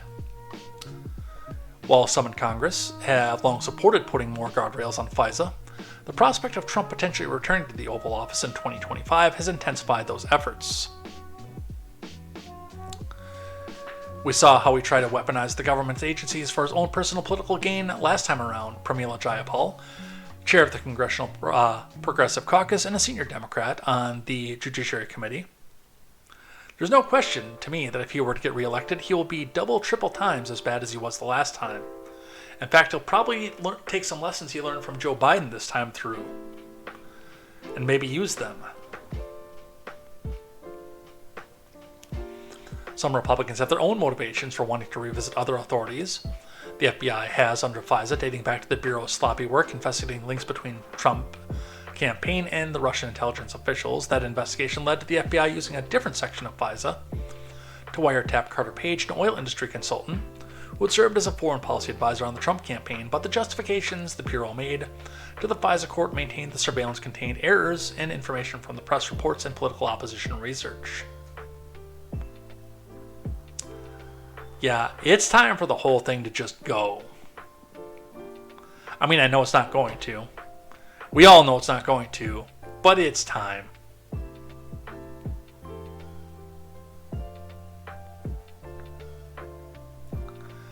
Let's talk about the car crash with a 30-second clip to start from CNN.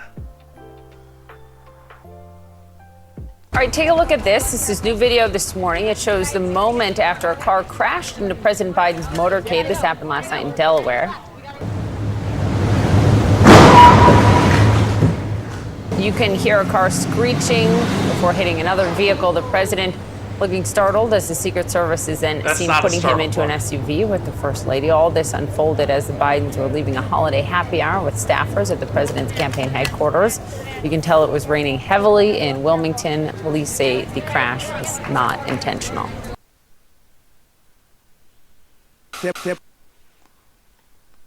That was not a look of shock or startle.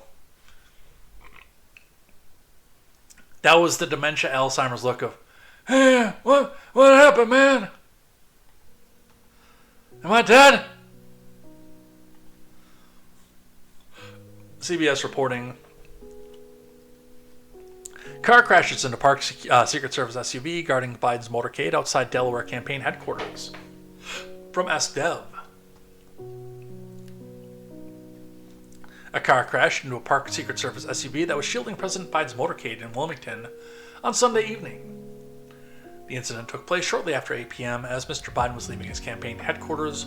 Walking toward his vehicle, the president was unharmed. Yeah, it happened, like they said, 200 feet away from where he was.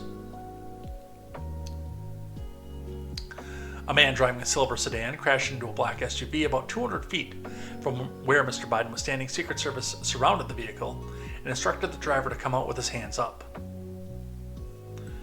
There was no protective interest associated with this event, and the president's motorcade departed without incident. Special Agent Steve Kopech said in a statement. The Wilmington Police Department said Monday the collision was an accident, and the driver, a 46-year-old man from Wilmington, has been charged for DUI and inattentive driving.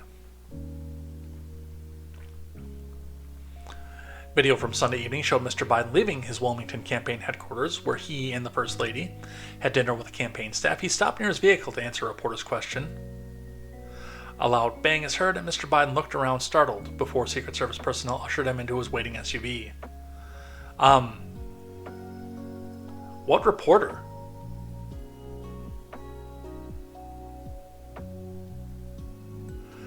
We can go back and look at the video again, but I don't see a reporter anywhere for this one.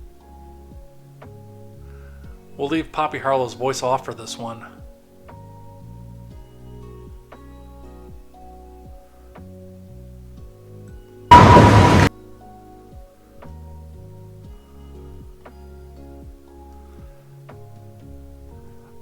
I don't see a reporter anywhere for this one. I just see a dazed old man stopping in the middle of the road. Or in the middle of the sidewalk, rather. Like, the only question I like is the reporter behind the camera. Where's this reporter? We've got the regular paparazzi.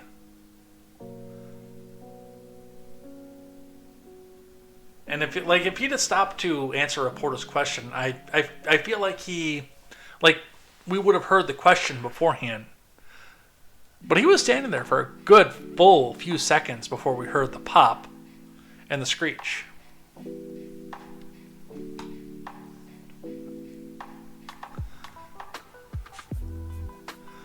Some border news for us here from the Hill.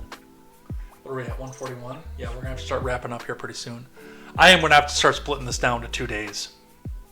I have no way around it right now. Especially when we do get big news stories like the ballot access thing coming up at the beginning. Because we're at 142 right now. I'm not even halfway through the stack. From the Hill, Arizona governor signs order deploying National Guard to state's border. From Tara Suter. Arizona's governor signed an executive order deploying the National Guard troops stationed in the state to its southern border on Friday. With this executive order, I'm taking action where the federal government won't. Governor Katie Hobbs said in a statement on a new order. The order comes after the U.S. Customs and Border Protection announced it would close the Lukeville, Arizona port of entry on December 1st. Taking effect on December 4th until further notice, Hobbs blamed the decision for a resulting unmitigated humanitarian crisis in the area, putting Arizona's safety and commerce at risk. Hobbs' order comes after a week after she sent President Biden a letter asking him to reassign National Guard troops at the port of entry. But you control the National Guard in Arizona, Katie Hobbs. That's not President Biden's responsibility. Despite continued requests for assistance, the Biden admin has refused to deliver desperately needed resources to Arizona's border. Hobbs said in her statement, well, gee, when you took over, Katie Hobbs, wasn't there a stack of shipping containers that was guarding at least a portion of your border, keeping it from being completely overrun? Whatever happened to that? Oh, that's right. It was put up by an evil Republican, so it had to come down. In her letter, Hobbs suggested the president reassign 243 National Guard members stationed in the Tucson sector to be reassigned to the Lukeville port of entry. In the order, Hobbs reassigned them herself, which, by the way, is your job. You are the governor. That is one of the responsibilities of being the governor of Arizona, is that you reassign the National Guard. Hobbs' action comes amid intense debates at the national level over border policy in Congress. Senate Democrats are divided over a possible deal that some suspect could include intense asylum policy reforms.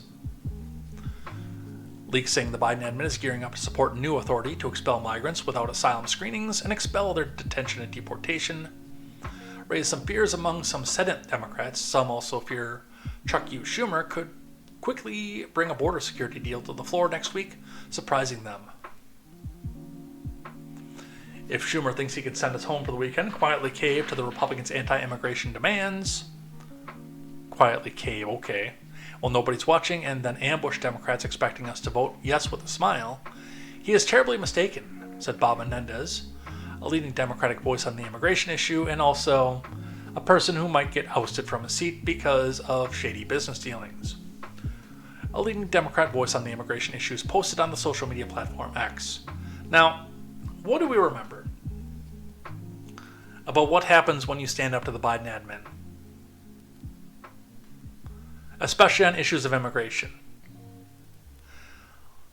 We can go back and look at what's happening with Eric Adams again, although we haven't talked about that for a few weeks. But typically, when you stand up to the Biden admin and say, hey, you're not doing your job, how about you come back out here and put some troops out here? Typically, when you do that, we learn some insights about your campaign in a very, very, very big hurry. And they might be some insights that you don't want us to know. So that is something to keep in mind and pay attention to as we go forward with this. But it would also be an interesting state of affairs with Katie Hobbs. Now, with Eric Adams, number one, that is not a state seat, that's a city seat. in a city that is so safely blue, I don't think anybody could come back and unseat Eric Adams. Or, I think they could unseat Eric Adams, but I mean, the next person who comes in behind Eric Adams is going to be just as blue as he is. Arizona is tricky. And while I'd like to see what has happened with the Katie Hobbs campaign, where some of the money for her campaign came from and some of the things that happened, Carrie Lake is waiting in the wings to come back out and say, see, I told you. Now, again, there is no mechanism in the Arizona state constitution for Carrie Lake to take over if Katie Hobbs were to be ousted. If I remember correctly, the lieutenant governor of Arizona then takes the place. So it's not like you're going to go back and overturn this, but Arizona is still a swing state. So if too much of a light gets shown on what's happening with the local Democrat, it's not like they just go back out and they pick another Democrat. If too much of a light gets shown, especially when it comes to campaign finance, which was the go-to with Eric Adams, like they can't do a Me Too, obviously, to Katie Hobbs. They're not going to come back and do that. I have no idea what is happening over here on my other screen, but all of a sudden, what was happening over here was mirrored over on the left screen. That was odd. Like, they're not going to come back out and do a Me Too to Katie Hobbs, because they wouldn't be able to come back and get away with that. But in a state that's already heavily swing state, where there are already questions about what happened in the election, again, you can't overturn this and give the state out to Carrie Lake, but what happens the next election time when we find out that the person we promised was going to stop the evil MAGA turned out to be maybe not so compromised? I don't think that they pull the same strategy that they did with Adams, but again, for questioning the Biden admin, I'm sure that there's got to be some sort of repercussions that come from that. I don't know. We'll see. And speaking of what's happening with the border crisis, WGN, Chicago's local newspaper, telling us that Mayor Johnson faces rising pressure to address migrant crisis following failed Brighton Park site. From Shannon Halligan. Speaking to reporters on Wednesday, Mayor Johnson fielded several questions regarding the ongoing migrant crisis. We have a real irresponsible, inhumane practice that's coming from the border, Johnson said. And what I've said from the beginning, we have to create some structure in order to calm this crisis, and my leadership has done just that. No, it hasn't. But after plans for a migrant tent camp at 38th and California failed, there were still concerns about how much work that would cost the taxpayers. When asked about the nearly $1 million spent in the Brighton Park site, Mayor Johnson said that money was being used to clean up the site.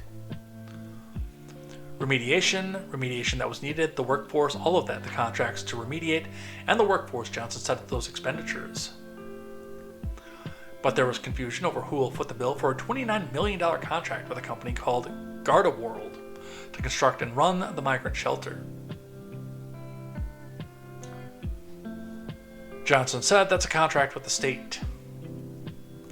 As you all know, the state of Illinois has made a commitment to stand up a shelter and house up to 2,200 people. And we're going to continue to collaborate with every level of government to make sure that we can meet these demands, Johnson said. But we also have to make sure that we clear this international crisis. It does require federal intervention.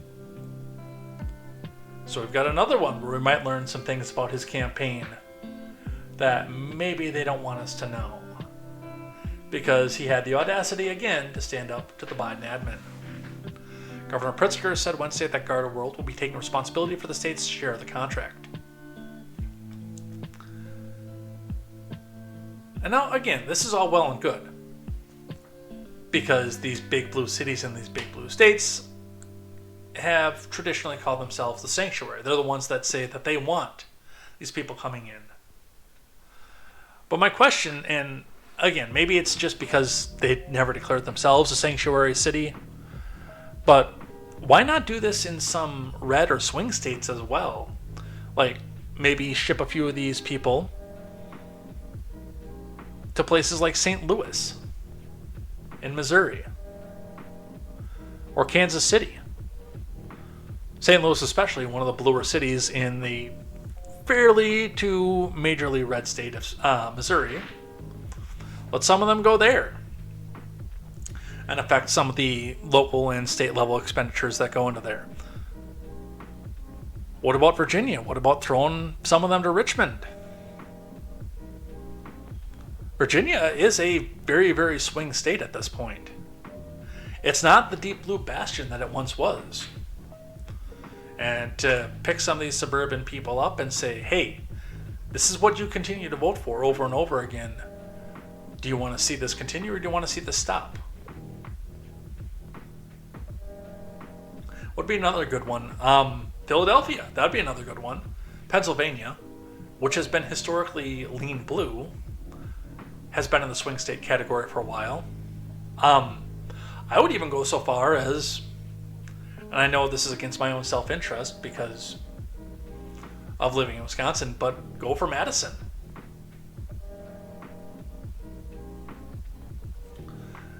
Madison has been largely insulated from the consequences of a lot of the things that they vote for, and they forced our full states vote on, because a lot of our statewide races are determined by Milwaukee and Madison. Send a few of them to Madison. I mean, I made the joke with Midget B when we were talking about a completely different topic off of this, but he was talking about if we don't let our state be run by Madison and Milwaukee, that we're effectively nullifying the black vote. He used a lot more colorful language than that, but if we don't bow down and let our entire state's demographics be run by the demographics of Madison and Milwaukee, we're nullifying the vote of color. That's how we're going to diplomatically say that on YouTube. And when I looked at that, and when I heard him say that, one of the first things that came to my head was, dude, you've never even been to Madison if that's what you think, because, I mean, Madison is probably one of the whitest cities in the world. It's very progressive. It's progressive white, but, I mean, Madison is so redlined that the red line is Milwaukee. The trust funders, the progressive rich folks that live in Madison think that all the problems just get shipped off to Milwaukee. It's the only place in Wisconsin that's more redline than Kenosha is. And again, it's because the red line is 62 miles away in Milwaukee.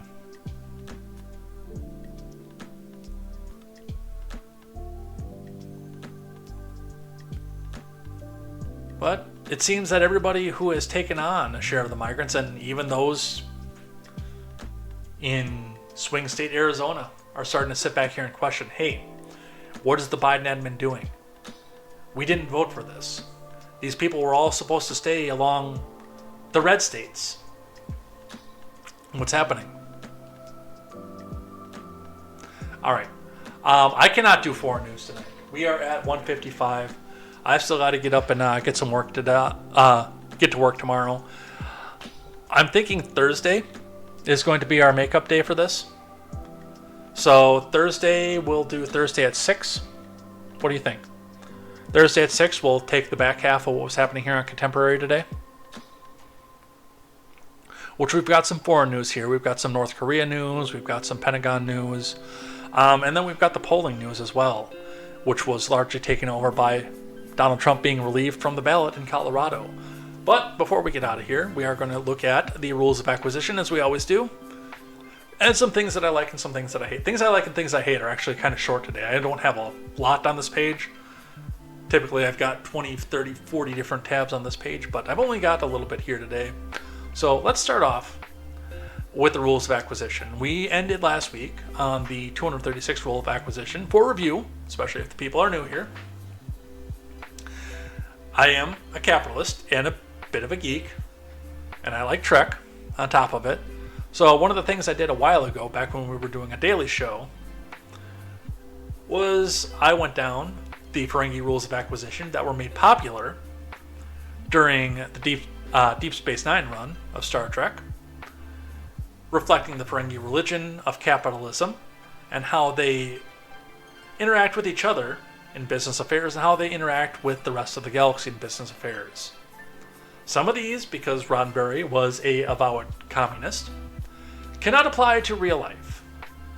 But we look at the rules of acquisition, we look at how they can be applied to real life, and how they were used in the show. So last week we looked at the 236th rule of acquisition, you can't buy fate, which is an important lesson, of course. I mean, you can put all the protection in the world out in front of you, but if the tree falls outside your house and in your bedroom while you're sleeping, all that profit is for loss. You can do a lot of things, you can prepare a lot of things, but when your time is up, your time is up. And the God of the real religion has determined before you were even born when your time is going to be up. So you can't buy fate. You can prepare and you can prepare and you can prepare for a lifetime, but you can't buy fate. We move on because in canon and beta canon there are no 237th or 238th rules of acquisition. We move on to the 239th rule of acquisition. Never be afraid to mislabel a product. This is from the DS9 episode Body Parts, in which Quark was informed that he was dying. And when you die in Ferengi society, especially if you have a large amount of profit, your next of kin cut up your body and sell pieces of you. Sometimes your friends, sometimes your enemies, to the people who would want a piece of you. And it was interesting in that because Quark himself tried to embellish some of his own qualities, make sure that his body parts would go for a higher price. And oddly enough, because he had hired Garrick to come out and do the assassination so he didn't see it coming, so he didn't have to suffer, Garrick was the one that brought up the rule of acquisition. Aileen Garrick, never be afraid to mislabel a product. But, I mean, when we look at this in real life, and how we use this in real life, if you're in sales especially, I mean, you can come out. I had a situation. When I was younger, I was looking at selling my first truck, actually. Primer black. There were some things that needed to be done with it. I mean, when I got it, half the engine was in a box on the passenger seat. But I got it up, and before I got it all the way running, when I decided I wanted to have something a little smaller and a little bit more reliable before I went to sell it, I was thinking to myself, I mean, I can go back and say where, I mean, everything was in a box together, it hasn't really been broken in, still have the engine all the way together, a number of things. Or I can mislabel and say, hey, you know, this is a great project. You're going to love working on this project and bring people together with this, and I'm sure that you can go back and make this a great project. Or, I mean, there are any other number of things out there that you can go back and mislabel. You don't come out and you don't show all the faults when you're trying to sell something. You try to show the positives, and there's some times where you might have to look past a couple of the faults and forget to mention some of those. Don't come back out and outright say, hey, this is going to make your life better. This is going to, well, I mean, it's probably going to make your life better, but this is going to solve all your problems. But do embellish a little bit to mislabel the product, to make the sale, to make the profit. They say that morality can be gray in sales. So you can mislabel a little bit here. Never be afraid to do so. But don't go too far, because then your people will come back and either sue you or maybe kill you, depending if they get hurt or not. Let's do a couple other things that I like here. A little bit of a win on traditionalism here from Not the Bee. I feel unbelievably betrayed by feminism. 30-year-old journalist posts video about regretting her selfish, me-focused life after putting off kids. And we are seeing a bit more of this lately as we go. There are some people who are too prideful to come out and say, yeah, I wasted my youth. And now I'm 40-something and there's nobody here to take care of me. I'm one of those. I look at this now, not that any of the potential candidates that I was with when I was younger, I should have maybe, there was one maybe, but I feel like I screwed that one up too much to be completely honest with that person either. But this article from Joel Abbott talks about a journalist who's now pushing down 40 and thinking, man, it's too late for me to start having a family now. What the fuck do I do? From the silver screen to the pulpit, I grew up hearing how the pull yourself up by your bootstraps mentality, personified by Wayne, wasn't healthy for men. But while little boys were being scolded for their toxicity, it seems a different poison was being peddled to girls. I don't have a way to download the video to post it here, and it might be the property of Fox News, so the full 6-minute clip can be found through that link. But let me highlight a few quotes. This is Melissa Persling, a journalist who writes a variety of outlets. She has been especially open about her life over on Business Insider. Last month, she went viral for this piece. I'm 38, single, and I recently wanted a child. Recently realized I wanted a child. I'm terrified I've missed my opportunity. Melissa was married to her middle school sweetheart from Idaho when she was in her 20s. She remembers sitting on the counter talking to him about future when she was 20. She didn't want kids, he did. Because he loved her, he tried to make the marriage work, but a decade later they divorced. Melissa then dated a 58-year-old rich guy and wrote about it. Now, nearly a decade after the divorce, she realizes she wants kids and realizes she might not be able to have them.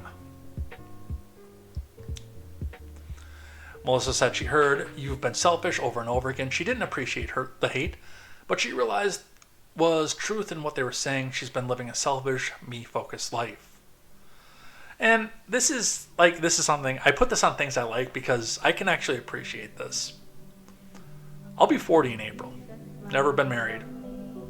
And it was probably, I was in my 30s before I decided I wanted kids. And part of it came to me because I didn't feel I could give my kids the same kind of upbringing that I had.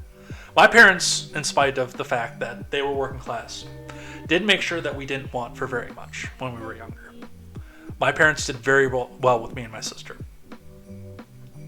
And they made a lot of sacrifices to do so. I have no complaints about how I was brought up in that aspect. And I mean, again, I felt that, especially into my 20s when, 30 days and out kind of jobs were going, the economy was in a decline, I did not think that there was any possibility that I could do the same thing for my kids. That was part of what drove me to not want them. I mean, when I was with my second fiance, I did want them because we wanted them together, but things were going well at that time too. The economy was still, it hadn't dropped yet. We were still in the Bush years, which meant that a lot of what we had going was being held up by the combat pay that was coming in from the Bush Forever wars. And I do think that even though I knew full well that we wouldn't have worked at the time, if we'd have stayed together, we probably would have had a messy divorce, but we'd have had the kids together at least. Anyway. But yeah, I was about 32 when I was making really good money for the first time in my life. And I realized that I wanted a few kids, and I mean, the girl I was dating at the time wanted the kids as well. So we had that working together for us. But I can definitely appreciate where Melissa's coming from for this, over the fact that, yeah, she was told throughout her entire life, you got to have your career first. You can have kids later. You can have kids later. Just don't worry about doing it now. Get yourself rich. Get yourself that first. And I fell into that too. From what I've heard from people that are older than me, it's actually probably not too late with the technology we have for Melissa now. It's definitely not too late for me because basically as long as the plumbing works down there, I can be 80 years old and have my first kid. I don't recommend that. But I've still got opportunity at this point, pushing out to 40.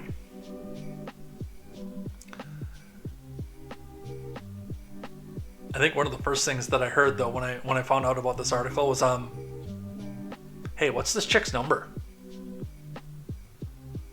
You want to give it a try now? Let's talk. Let's do this. We both got kind of pushed around into this me first mentality through our 20s and into our 30s. Let's make something out of it. And she's cute, so.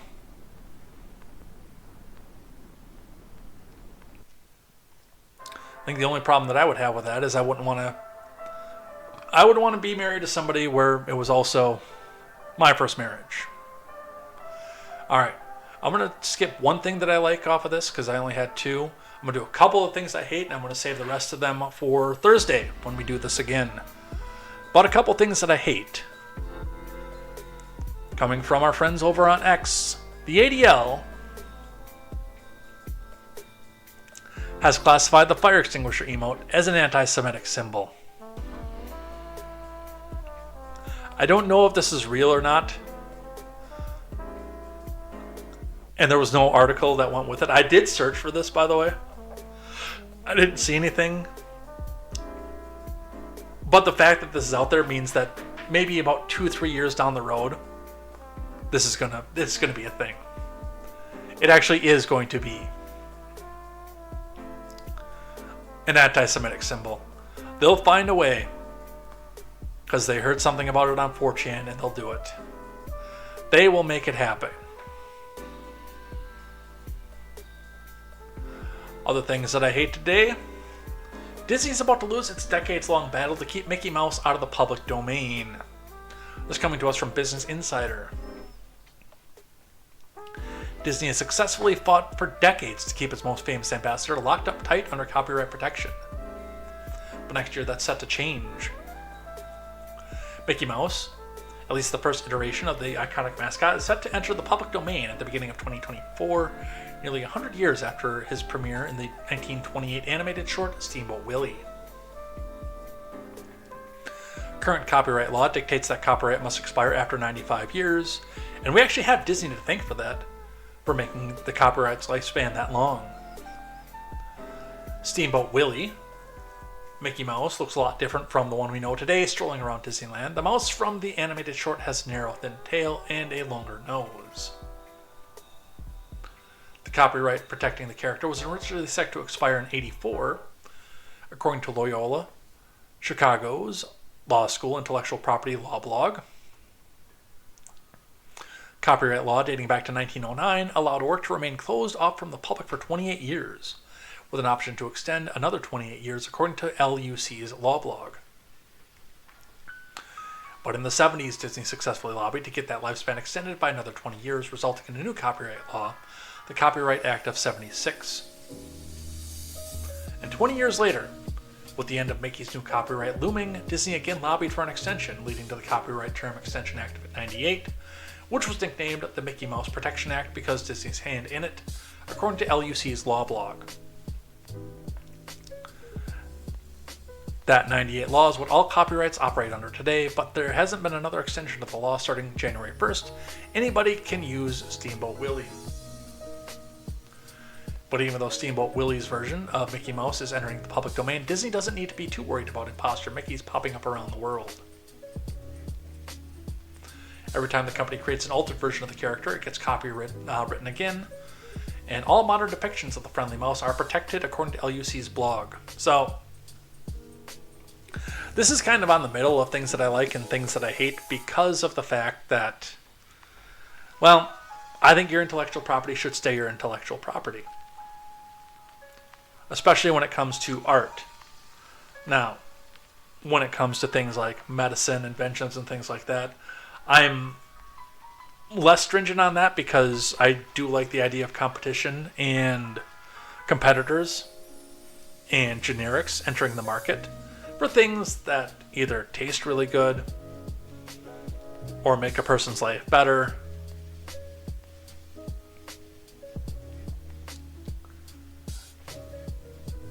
Or extend a person's life, or save a person's life, things like that.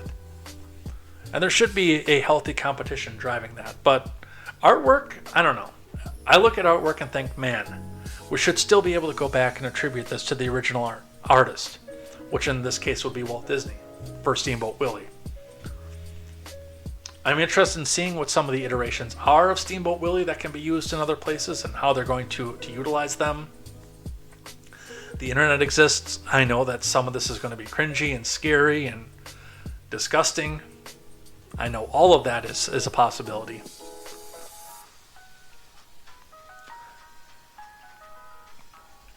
And when I go back to talking about things like medicine versus artwork, one of the things that I do point out about that is the fact that there is a difference between patent and copyright as well. So,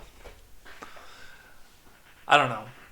I like the fact that they can still protect some of their artistic identity with every iteration of Mickey Mouse. But I do hate the fact that somebody's going to use Steamboat Willie in a hentai cartoon at some point in the near future as well. So that is where I'm going to call it for the night, I think. Yeah. And we'll look at the rest of this over here on Thursday.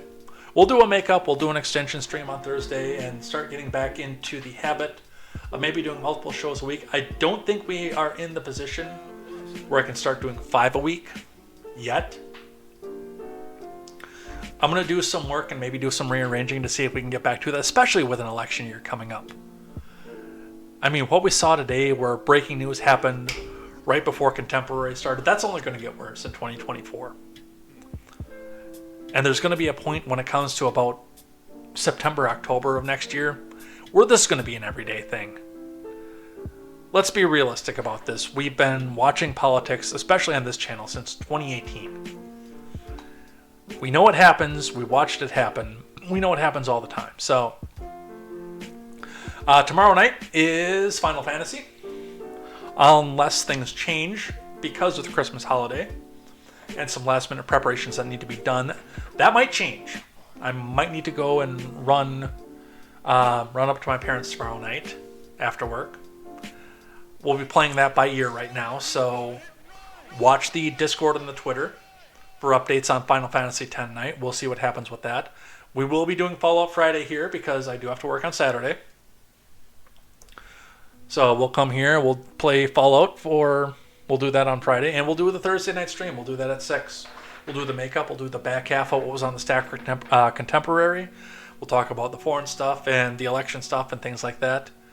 And we'll see if we can get some more chatter in here as well. I know we had Mr. Zed join over on the Instagram side. We had a few people. I mean, we had a bunch of people at peak over on Rumble, but just nobody decided to talk tonight. So remember, the more you talk, the more I get promoted out here, and the more you can come back and argue with people about this. But with that, let's throw some outro music up, and let's head out of here. Outro, outro, outro. There we go. And pull the music back from the background here. So with that, we're done. We're out of here. Thanks, everybody. It's been a great night. I know that this wasn't how I planned anything to go. I thought that we were going to be talking about Senate floor butt sex right from the beginning of things, but the thing with Trump, that was some pretty big news. That was something that we needed to talk about right away and figure out what this means now for going forward. And there's going to be a lot of changes. We might still be talking about this, by the way, on Thursday. There might be some new stuff for us to talk about then. I do kind of want to just stick to having the back half on Thursday, but depending on if there's an appeal or things like that, we'll see what happens. We got to play it by ear. But take care. Have a fantastic night. We will see you here tomorrow, potentially for Final Fantasy, on Thursday for more Contemporary, Friday for Fallout Fridays, and if I don't see you then, have a fantastic Christmas. Watch for the audio platform. We'll be adding to that, and we will see you here next time on Contemporary. Stick around if you're on Twitch for the raid, and we will see you then. Until then, I'm Jay Edgar, and this is Contemporary.